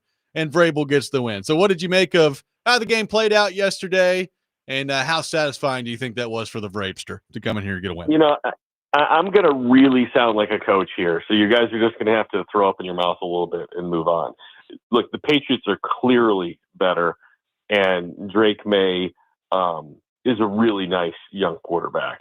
I mean, he does not put the ball in jeopardy. 21. He got sacked 4 times. I mean, the Titans hit him, but he still never came close to putting the ball in jeopardy. 21 of 23, he was fantastic. But you look at this football game, and the Titans for 29 minutes had it right where they wanted it. I mean, they're up 13-10, and then you give up the long touchdown to go into the locker room, and then the big one, and then the big one is coming out of the locker room. Yeah, because the Patriots commit a penalty on that opening kickoff, and they're on their own 12. And not only are they on their own 12, you have them in 3rd and long right off the bat. So they're like on their 13 facing 3rd and 9. You make that play and you get off the field, you have a chance to at least tie or retake the lead with field position. But instead you give up like a 20-yarder to Stephon Diggs. And they had, I think, 3 third-down conversions on that drive. And we forget the 4th and 1 conversion, where it's probably the worst ball that Drake May threw all day, behind the receiver who made an unbelievable, one-handed grab to keep that drive alive. That's how close that drive was to ending, but it didn't because the Patriots did the things that they had to do. And then the fumble for a touchdown, that's a soul crusher. That's a soul crusher, and there's nothing you can do about it. But that's where the game was won, was basically like on those 3 drives. Other than that, because the game's over at that point. Other than that, there was stuff that was better, but now you're minus Ridley, Simmons, and Snead, and it's looking like a 30-point loss in Indy next week. Have you shaken Cam Ward's hand before? No. Corey? Okay. No, I have not. I was just wondering if he has baby hands. I know where you're going. Well, I mean, and my first thing when I said is this 2 weeks in a row, does he have small hands? But that that would have come up at the combine because they overanalyze all that stuff. And the moment Kenny Pickett got the small hands thing, remember? Yep. Oh yeah. Oh, we know. So I mean, I'm sure we can find the measurables on Cam's hands, but I'm sure if that were a real issue, it would have come out. I know some people have said he's patting the ball out of his own hands or whatever. But for the record, that can't happen. Yeah, for the record, he is 9, and the average is 9.7. So it's smallish. Okay, so it's on the small side. When you say average for NFL quarterback? Yes. Yeah, well, that would make sense because he's 6 foot, 6'1". Yeah. And the average NFL quarterback is probably 6'4". He's got to stop forcing himself to fumble. Yes. Yeah. The unforced fumble needs to stop. It's crushing. I mean, it was a devastating play in the football game. I mean, look, they're not going to win, all right, but it is an absolutely devastating play.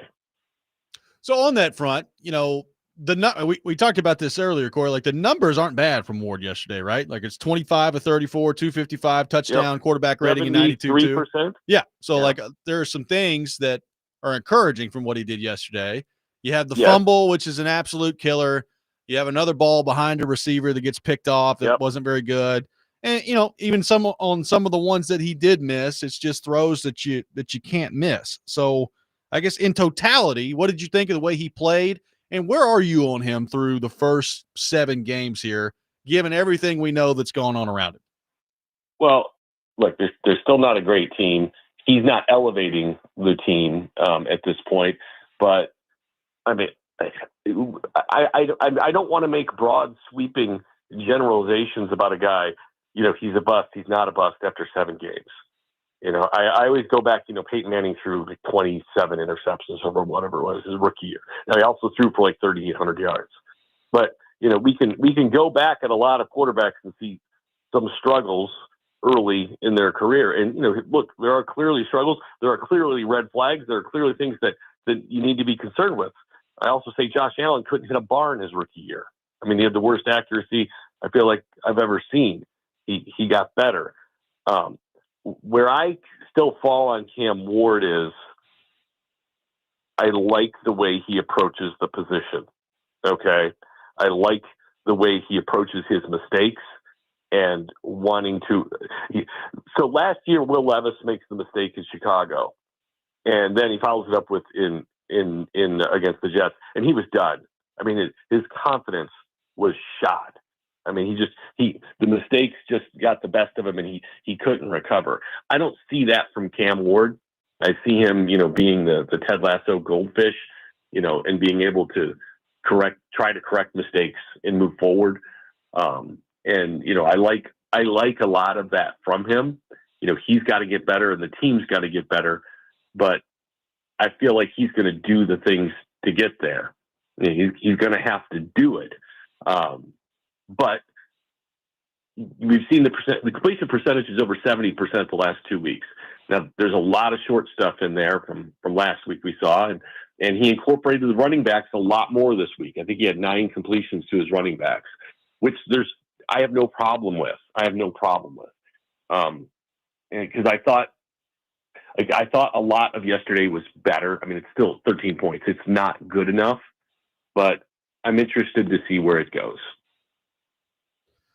So, Corey, we were talking about just like the fire, not fire Vrabel, just Vrabel, and all the whole scene around it. Amy Adams Strunk is on the field. I don't know. She talked a lot to Jason McCourty, didn't talk to Vrabel. And our buddy Andrew says that she walked by Vrabel with give him the silent treatment, walking by him in the hallway or whatever. Okay, well, how many people stop and talk to people they fired? Yeah. I was hoping for a hug. Look, I just thought it'd be nice to bear the hatchet. But what was your sense of the entire scene, including sort of the Pats takeover? I mean, I've been trying to figure out, were there any Titans fans chanting Vrabel's name? It seemed like it was obviously mostly Patriots fans. But what was that an embarrassing day for the franchise? I don't think so. I thought it was going to be a lot worse. I mean, I did. The bar was low. You're like, hey, it actually wasn't. No, it was totally embarrassing. I mean, they weren't blown away from the jump. I mean, wasn't there a big thought they were going to lose this game 42-3, and it was going to be over in the first quarter? Well, I thought they were going to win, and I thought I was really smart in the first half. But essentially, they ended up getting their doors blown off. I mean, come on. Well, look, they lost. Yes, they lost, and it fell apart for them in a hurry. But of embarrassing, uncompetitive, non-competitive losses, this was not at the top of the list. Okay. It's never good when another fan base comes over and takes over your stadium. But when you are 10-37 in your last 47 games and you're on an interim coach, that's going to happen. Home fans aren't invigorated to come and spend $500 of their money to watch their team get drilled again. Okay. So I'm not going to blame Titan fans for not showing up for what has been an inferior product. And Patriots fans are used to winning. Their team has been terrible for a few years. They're excited that their team is good again. And of course they want to be a part of the Vrabel party coming back to Nashville so that they and the national media can celebrate the greatest coach in NFL history to never win a Super Bowl. And, so that was all predictable. I will credit Mike. He was not petty. He was not vindictive. I don't know if I said this last week. I thought he would only make this about the players and about the team, which is what he does, and it's what he did. So I think he diffused a lot of it. He was very kind. He was media darling. He was sweet almost. Mike Vrabel. Well, he won the game. I mean, what else is there to do? Dance on somebody's grave? I mean, he's got the job he wants. He's got nothing to be upset about. He's got a great young quarterback for the team that he loves, and with fans that love him. He's got the job he wants. I don't think anyone can argue that. Carton of Virginia Slims. Yeah. Man, I did want to see him wear the belt buckle and the cowboy hat yesterday. Yes. All right, Corey, last thing for you. What do you make of in the National Football League, the Indianapolis Colts being a 14.5-point favorite against Tennessee Titans next week? Well, I mean, look, yeah, they're 6-1. They're averaging like over 30 points a game. The Titans are lucky to score 2 touchdowns a game, and the Titans are now down arguably the 3 guys who should be their best players. Okay. So yeah, I always hate because I always post the spread on Sunday night for the next week games, and the opinion is always the same every time. I even include it in the tweet now. I know it should be more because everybody's always you can say it's the Chuck E. Cheese wagons by 6. It's the Davidson Doritos by 14, and the answer will always be the same. Oh, it should be more. That's not enough. Well, if you told me it was 21 in this game, I would believe it. Yeah. The Colts are rolling. They're at home. And the Titans are struggling and now down arguably their 3 best players. So 2 touchdowns seems perfectly reasonable. Also, I don't believe the Titans have covered the spread but one time this year. Yep. It's a tough run they're on. Corey, outstanding as always, my friend. Thank you for being with us this morning. Bear down. You're welcome. You're welcome. Very quick and to the point. Corey, thank you, sir. We'll talk to you next week. Corey Curtis brought to you by Tennessee Men's Clinic. We'll take your thoughts on what Corey had to say. We'll get into Cam Ward's day yesterday. We'll get into the Cam Ward discussion overall. A lot of thoughts on that. Robby and Rexrode, 102.5 The Game.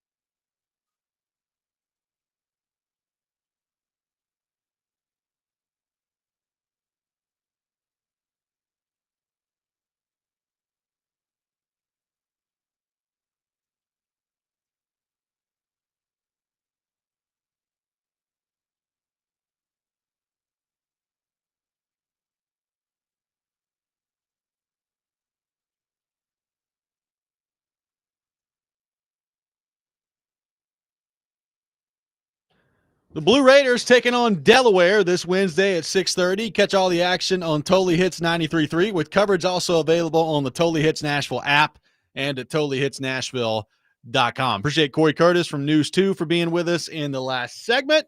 Taking your thoughts on the Titans, 615-737-1025. On the baby hands front, Dustin from Hopkinsville doing some research. You know, Kyler Murray, for example. Little Kyler Murray, 9.5-inch hands. Cam Ward, taller, bigger, 9-inch hands. And again, I said this in the show earlier. I really wasn't aware of this. Charles is all over the combine. He said they stretched their hands out too. They bet you it was really 8.75. Stretching those hands out to make it be 9. How do you stretch your hands I out? don't know. Why didn't you ask Charles Spider-Man? What? Should I text him right now? What are you talking about? Extend your does your finger get longer? Like, what are we talking about? It's like OJ putting the glove on. Like, it does not fit. You must have quit. Like, I don't know. Stretch your hands out. Pull my finger. I don't know. I don't know what that means. No clue. It's like, wow, his hands much bigger today than they were yesterday. How'd he do it? It's like you're like allergic to bees. Hey, sting me, bee! Look how blown it's huge. Look at my hand. Good gracious, he's got 14-inch hands. Oh my God! He could throw 2 footballs at once. Absolute meat hooks out there. This guy's got. It's crazy. God, I don't know, man. I don't know. Apparently, the Titans should have paid more attention to the hands. I don't know. I know this. The unforced fumbles have to stop. That's 2 weeks in a row where he's fumbled the ball where no one's touched him. Yeah, I mean, the Raiders game for sure. I mean, it was pretty inconsequential. It came at the very end of the game when that one was over. Yesterday, probably inconsequential. Like, they're probably not coming back in the game to win. But, like, I mean, that was the end of it right there. When you fumble that ball and it just immediately gets scooped up into the end zone, that's the end of the game right there. Look, there's enough wrong with the Titans where you can't help them in that way. Like, you gotta hold on the ball if you're Cam Ward. Yeah, it's like that one is the one. And we're joking about the hands. It's pretty funny. We'll probably continue. We will. This might last for days or even weeks, possibly months. It's still better than talking about the draft. But that really was my serious thought when I saw him drop the one yesterday. It was like, boy, like that really seems like you struggle to hold on the ball, possess a football with one hand. Yeah, it's not good. No, not good. But Dave Craig fumbled a lot too, and I think he must have had baby hands, and he was still pretty good for the Seattle Seahawks. What was Brady's? Who had size? Dave Craig reference on their board today? Not What's me. that? Yeah, Brady was 9.38 inches. Fine, just fine. So it's not that much bigger. No, but maybe that point. Kenny Pickett, maybe that 8.5. 0.38 makes. Yeah, Penny Pickett just. It's like, wow, poor little Kenny. Can Pickett even hold the football out there? Oh my goodness. Back to Some our great video having on this. If you're just listening, line. you're missing great video. Back to our phone line, driven by Smallest Wilson County. violin in the world. Welcome in Gil in California to the program. Gil, good morning. Happy early morning to you. Happy morning, man. How y'all guys doing? How you guys doing today? Good, buddy. Good. How are you? Yeah, all right, man. My thing is with the Titans right now, I just want them to clear up the front office. I mean, either Brinker or Bergonzi. I'm leaning towards Bergonzi because I just want to know who's making all these decisions as far as putting all that trust in Snead, getting rid of Jarvis Brownlee Jr. I don't like the other cornerback. I think Baker is better than him. And I like our draft picks. And I think Brinker had 3 years, and he showed us by playing. Gil, I think we lost you, but we got the general point of your call. I want to know. Okay. Thank you, Gil. Appreciate it. So who's to blame? Yeah. So wait, does he mean he's leaning toward firing Borgonzi? One of the two. Wants to clear up the front office. But he said he was leaning toward Borgonzi. That'd be most people are like that. They think Brinker's next, Yeah. but hey, maybe Borgonzi. I did not take the quarterback. I don't know. Could be, but yeah. Look, Did anybody look at his hand size? He could barely shake my hand, and you picked the quarterback. Like shaking his hand, like, oh my God, I just gobbled up your whole hand in there. Are you in there somewhere? Man. You ever shaken Javon Curse's hand? I'd love to know what his hand size is. It's crazy. It like engulfs your entire arm. Maybe can he play quarterback? Javon Curse hand size according to AI. 11.63 inches. You can hide the football there. Yeah. So when the Titans inevitably draft number 1 a quarterback overall, that's top of the list. Just start with hand size and then go from there.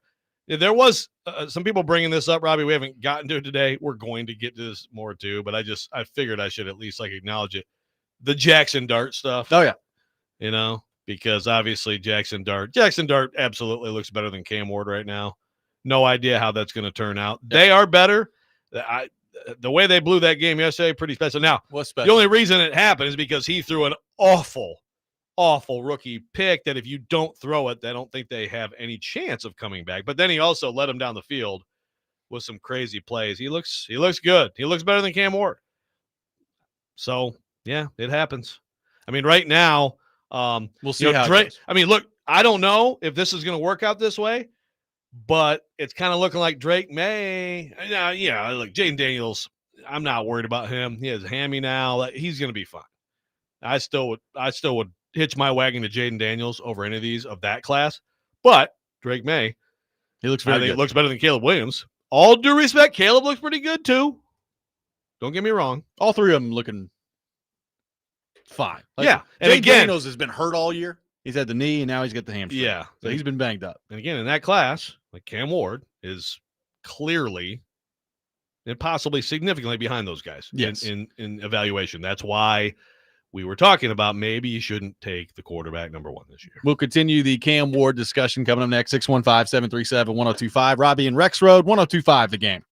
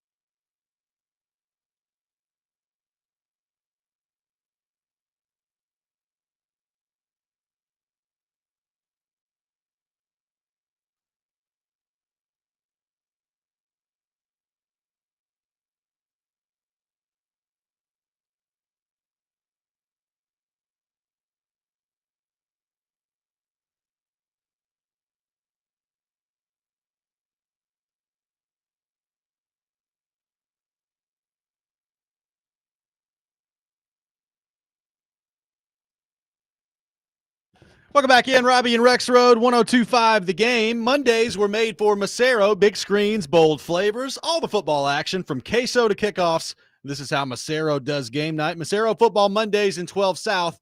Don't miss a snap. Taking your thoughts on the Titans and Cam Ward. Let's welcome in Trey to the program on our 102.5 The Game phone line, driven by WilsonCountyHyundai.com. Trey, good morning. Thank you for calling in.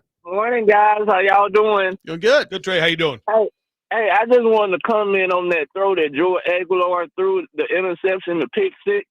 I believe this is my thoughts now, that I believe that Coach Heupel is a bonehead.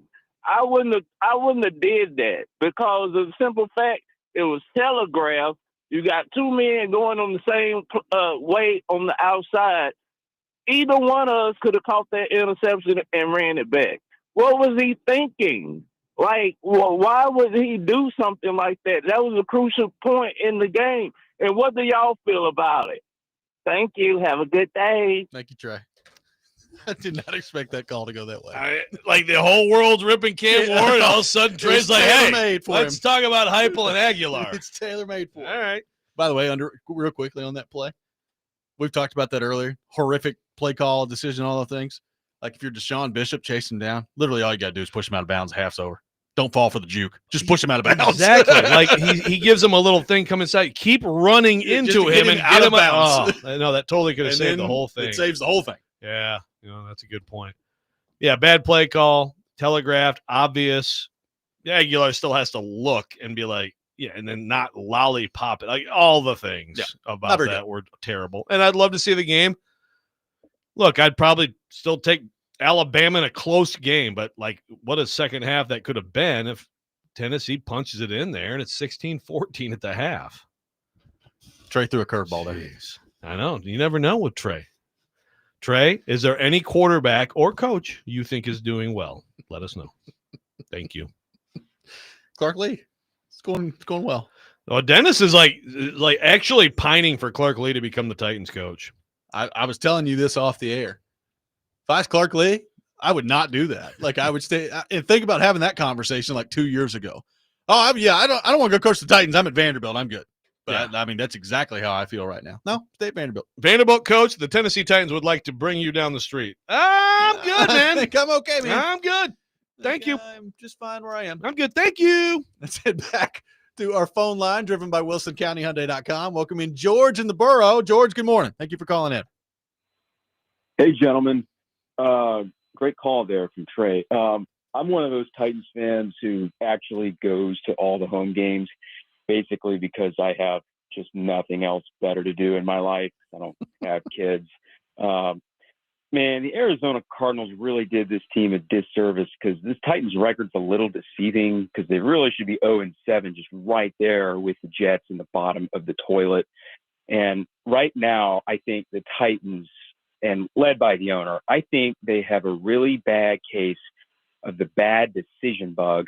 And that's what it is. And everyone over there has been infected with the bad decisions bug. And it's been going on for the last several years. Bad hirings, questionable firings, bad drafting, bad everything, which is why this team is where it is.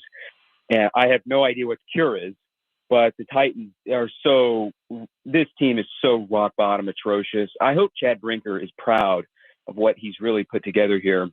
And then I was hoping Cam Ward would kind of be better than Will Levis. This is a guy who fumbled the ball right into the other team's lap. And I personally think it's looking like a mistake to take him number one overall. It's not his fault. His team sucks. It's not his fault he was drafted to a terrible franchise. They unretired Warren Moon's jersey number for this. That's true. And then also Tig Okonkwo, I think, made some comments either in the offseason or maybe last week about how he's had the Patriots game circled on his calendar since the schedule came out and then proceeded to do absolutely nothing in the game. Does he do anything besides goofing off and dancing during pregame warmups? Like, I'm so happy Chig is having fun out there while being 1-6 and doing nothing on one of the worst teams man has put together. I do wonder what continents and places Chig has scheduled this upcoming off season, because remember he traveled the globe and didn't go to tight end U last year. Anyways, gentlemen, the train wreck continues. Thanks for taking the call. Thank you, George. Appreciate it. Chig catching some got a lot. strays there. Got a lot in there. Yeah. Chig. It's good. Chig didn't do a lot yesterday. No, he did not. He's had some 2 targets. Okay. 0 catches. games. I think one of those targets ended up in an interception. Not very good. Let's welcome in Adam in Portland to the program. Adam, good morning. Thank you for calling in. Dude, so I'm not in a bad mood. I think I'm way past that. So do you guys have you seen the shirts? They make shirts now that say "We Ash," and it's in Titans colors. Oh, I've seen it, and it's sweet, dude. Like I've got one ordered. I ordered one yesterday, so I'll let you know what it looks like. But it's dude. Look, this is what I said to start the season, and this is how I've grounded myself, and hopefully Titans fans can do the same. I said, I hope Cam doesn't lose his swag when he realizes how bad his team is. Do you remember me saying this? Oh, yeah. Like over and over again. So I'm going back to that, dude. Like he's still a great young quarterback. He's just, nobody's good the first year. Also, you can't throw the ball. You can't just give away 7 points anytime you want to and expect to win football games. Like I saw an improvement yesterday. I haven't heard anybody else yet, by the way. I just tuned in. I saw an improvement early. So I think McCoy looks way more adult than what we were dealing with. So I'm going back to hang on for dear life, Cam. Guys, stop talking about trading quarterbacks. We're not going to do anything with this. He's our quarterback. We just got to improve literally everybody around him. That's all. So wait, don't leave, Adam. So would you say that the offense looked way different? Like they've totally changed the offense? Robby wants to know. He probably wants to know.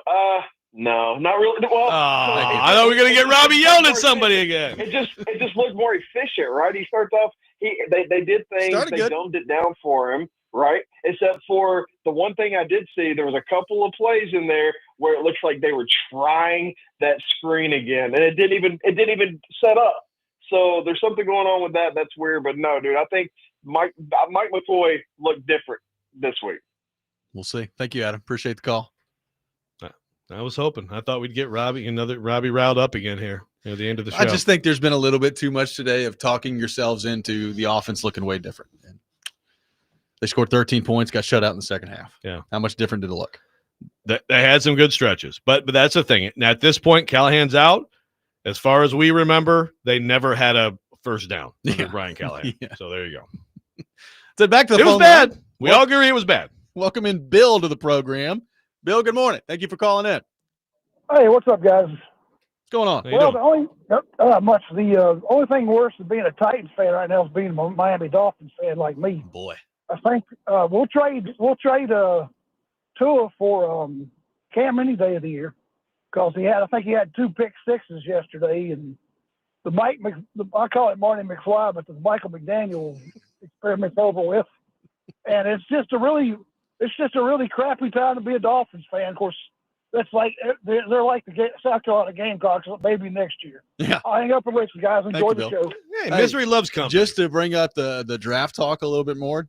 Good day for the Titans yesterday. Cleveland wins, so you're now number 4 on the list. Number 4 in the draft order. Is that all? Yeah. Jeez, this team. I mean, the Jets, the Dolphins, the Saints, and then the Titans. This is according to Tankathon. I believe this is a special team. I believe this team will get there. I mean, 4th, they feel like they should be higher than 1. Yeah. Yeah. I guess they're probably fighting with the Jets. Is probably the worst team. Yeah.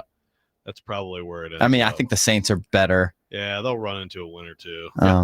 Titans Saints at the end of the year, baby. Wow. Be a lot on the line in that. And Browns for that matter, huh? What a the thing about the Browns is though, like the Browns have a legitimately their good defense. Oh, yeah. Like their defense is really They have good. some good players on defense. They'll win a few more games. Yeah. Yes. Yeah. No, I mean, look, I said this earlier in the show. This is a classic, again, situation in sports where I think a couple things can be true. I think if you are already pulling the plug on Cam Ward after 7 games, I think you're kind of crazy. Like we all know that the situation around him is awful, and he's not been very good. I'm not ready to pull the plug on a guy 7 games into the year or 7 games into his career, just especially your number 1 overall pick. And look, he'll make some plays where you look at it and you're like, yep, you can see why he was taken number 1 overall. I also think if you're a Titans fan that's just like totally unwilling to listen to any criticism about him and thinks that anything negative said about Cam Ward just means that, you know, you're a hater or you're giving up on him. It's like, no, that's also too far the other way. The bottom line is he's got to be better than he's been. And Some of that is on the situation around him. Some of that's him. Like, you got to hold on the ball. You got to stop throwing the ball behind your receivers, which is leading to interceptions. You got to be more accurate with the football. You got to be better with your footwork. And look, none of those things are bad things. Like, he's a rookie quarterback. There's a lot to work on here, but so far it's not been what you hoped you'd see through the first 7 games. I don't think there's any way that you could possibly deny that. Yeah, like no one should feel like they have a conclusion right now. Yeah. So you mentioned Taylor Zarza earlier. There's no question. What was that what he said? No question he'll be great. There's no question he's going to be a star player. Yeah, there's plenty of questions. Yeah. And then we get Stilly. That's he always does that. So the people who can actually, just look at information and take it in and just wait and see. I know, like, it's a constant conversation. Titans fans went off on Andrew yesterday because he tweeted, "Can we have a conversation about Cam Ward?" What does that mean? That's what it is. We're having a conversation. Yeah. Having a conversation about someone does not mean they are a bust. They're done. It's over. It doesn't mean you have to it's just not good right pull now. the plug. Yeah. I mean, it's nothing about this team is good enough right now. Right. Nothing. Exactly. There's nothing you can point And to. that makes it harder to evaluate the rookie quarterback. It does. It does, for sure. But on his own, independent of the circumstances around him, you need to see more as the year goes on. Like, you need to see him be more accurate with the ball. You need to see him be able to hold on to the football on a consistent basis. Like, even beyond the just fumbles that are uncaused by anybody, he fumbles the ball a lot in the pocket too. Like, get a hold on the ball. Got to find a way to protect the football. Yeah, like, look, the Raiders game. Boy, the Raiders, they're special, by the way. They beat the Patriots. It still blows my mind. Like, Vrabel at the end is going to lose, like, to the Bills, the division, by a game, and he's going to look at that game and be like, how? But think about how bad that team is. And again, like, yes, it was an immediate hit, and it was it's harder to secure the ball, but still, quarterbacks do it all the time.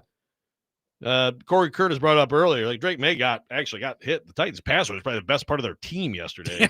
And he didn't fumble. Like, that's a big part of playing quarterback. It's kind of like pitching in baseball. I don't know why I always have to, like, compare to other sports, but, like, pitching baseball, like, if you're good fielding, a good fielder as a pitcher, that's actually a big deal, and we kind of underrate it. Learning how to take a hit and not fumble is a big deal. Patriots win 31-13 yesterday. Final thoughts on the Titans, 615-737-1025. Robby and Rexrode, 1025 The Game.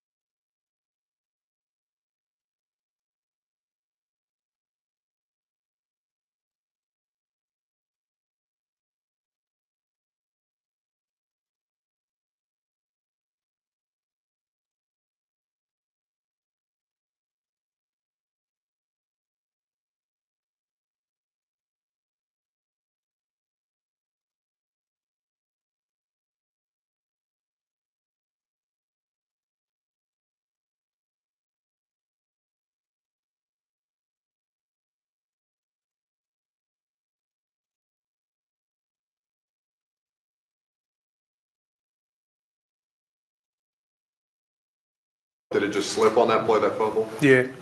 That's 2 weeks in a row. What's going on?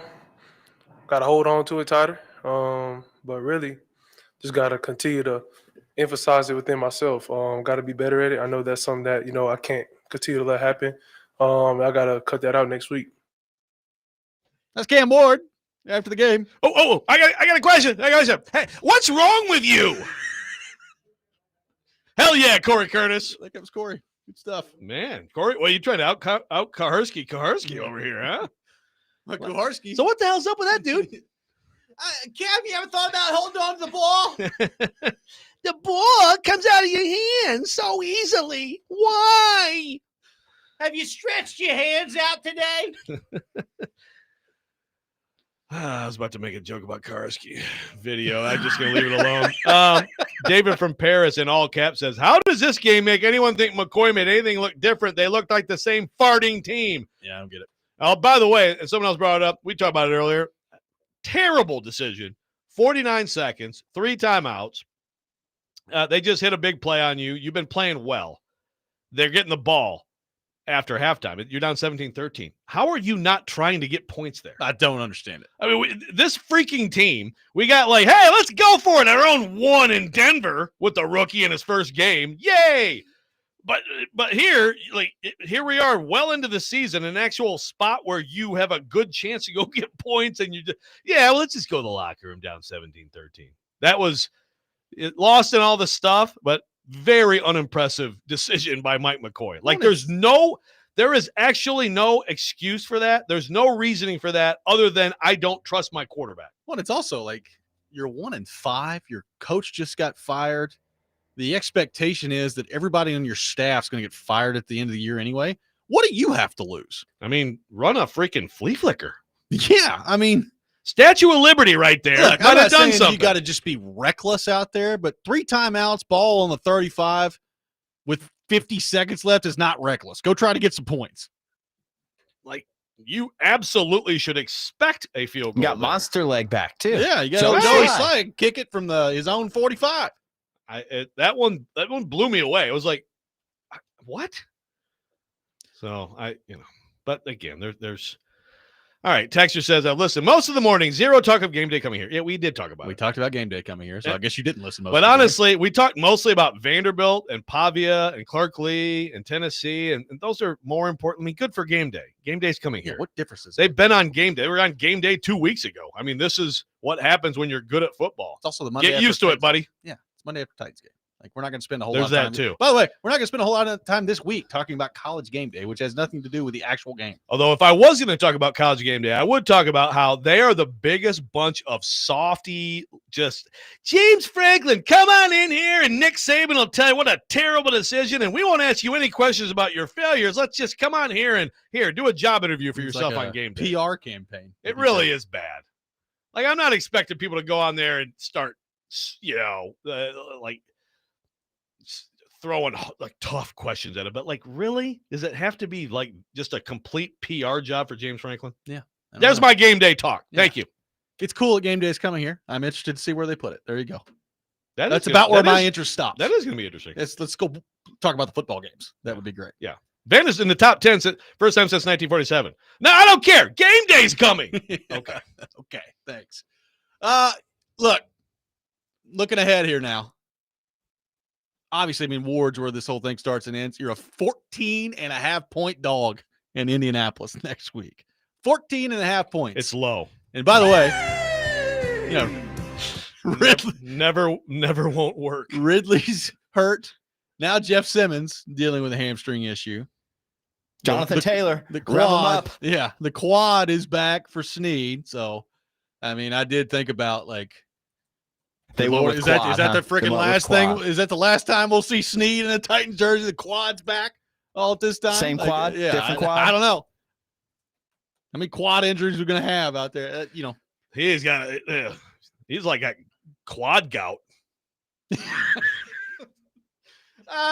out this week with quad gout. Oh, God. Can't get out there. Look what you've made us do, Titans. Saying ridiculous. By the way, on stuff. that touchdown that he got beat on, like, So was bad. he hoping that I tweeted this? Like, I really hope that he thought the safety was helping out. on that play, because if not, he just got absolutely smoked on that play. Yeah, Not it was good. very bad. And Keyshawn Butte, I didn't actually but I've seen a lot. He was out there trashing the Titans secondary. And, Snead is he may be done. And you know what? That's fine. Go away. Yeah. We'll see you later. What a disaster. We will see you later. That does it for us today here on the program. We'll have plenty of Titans reaction all day long. Vandy gets the big win against LSU. Tennessee loses to Alabama. All that and more coming up the rest of the day. Next Man Up with Jake Lyman is next. You're listening to 102.5 The Game.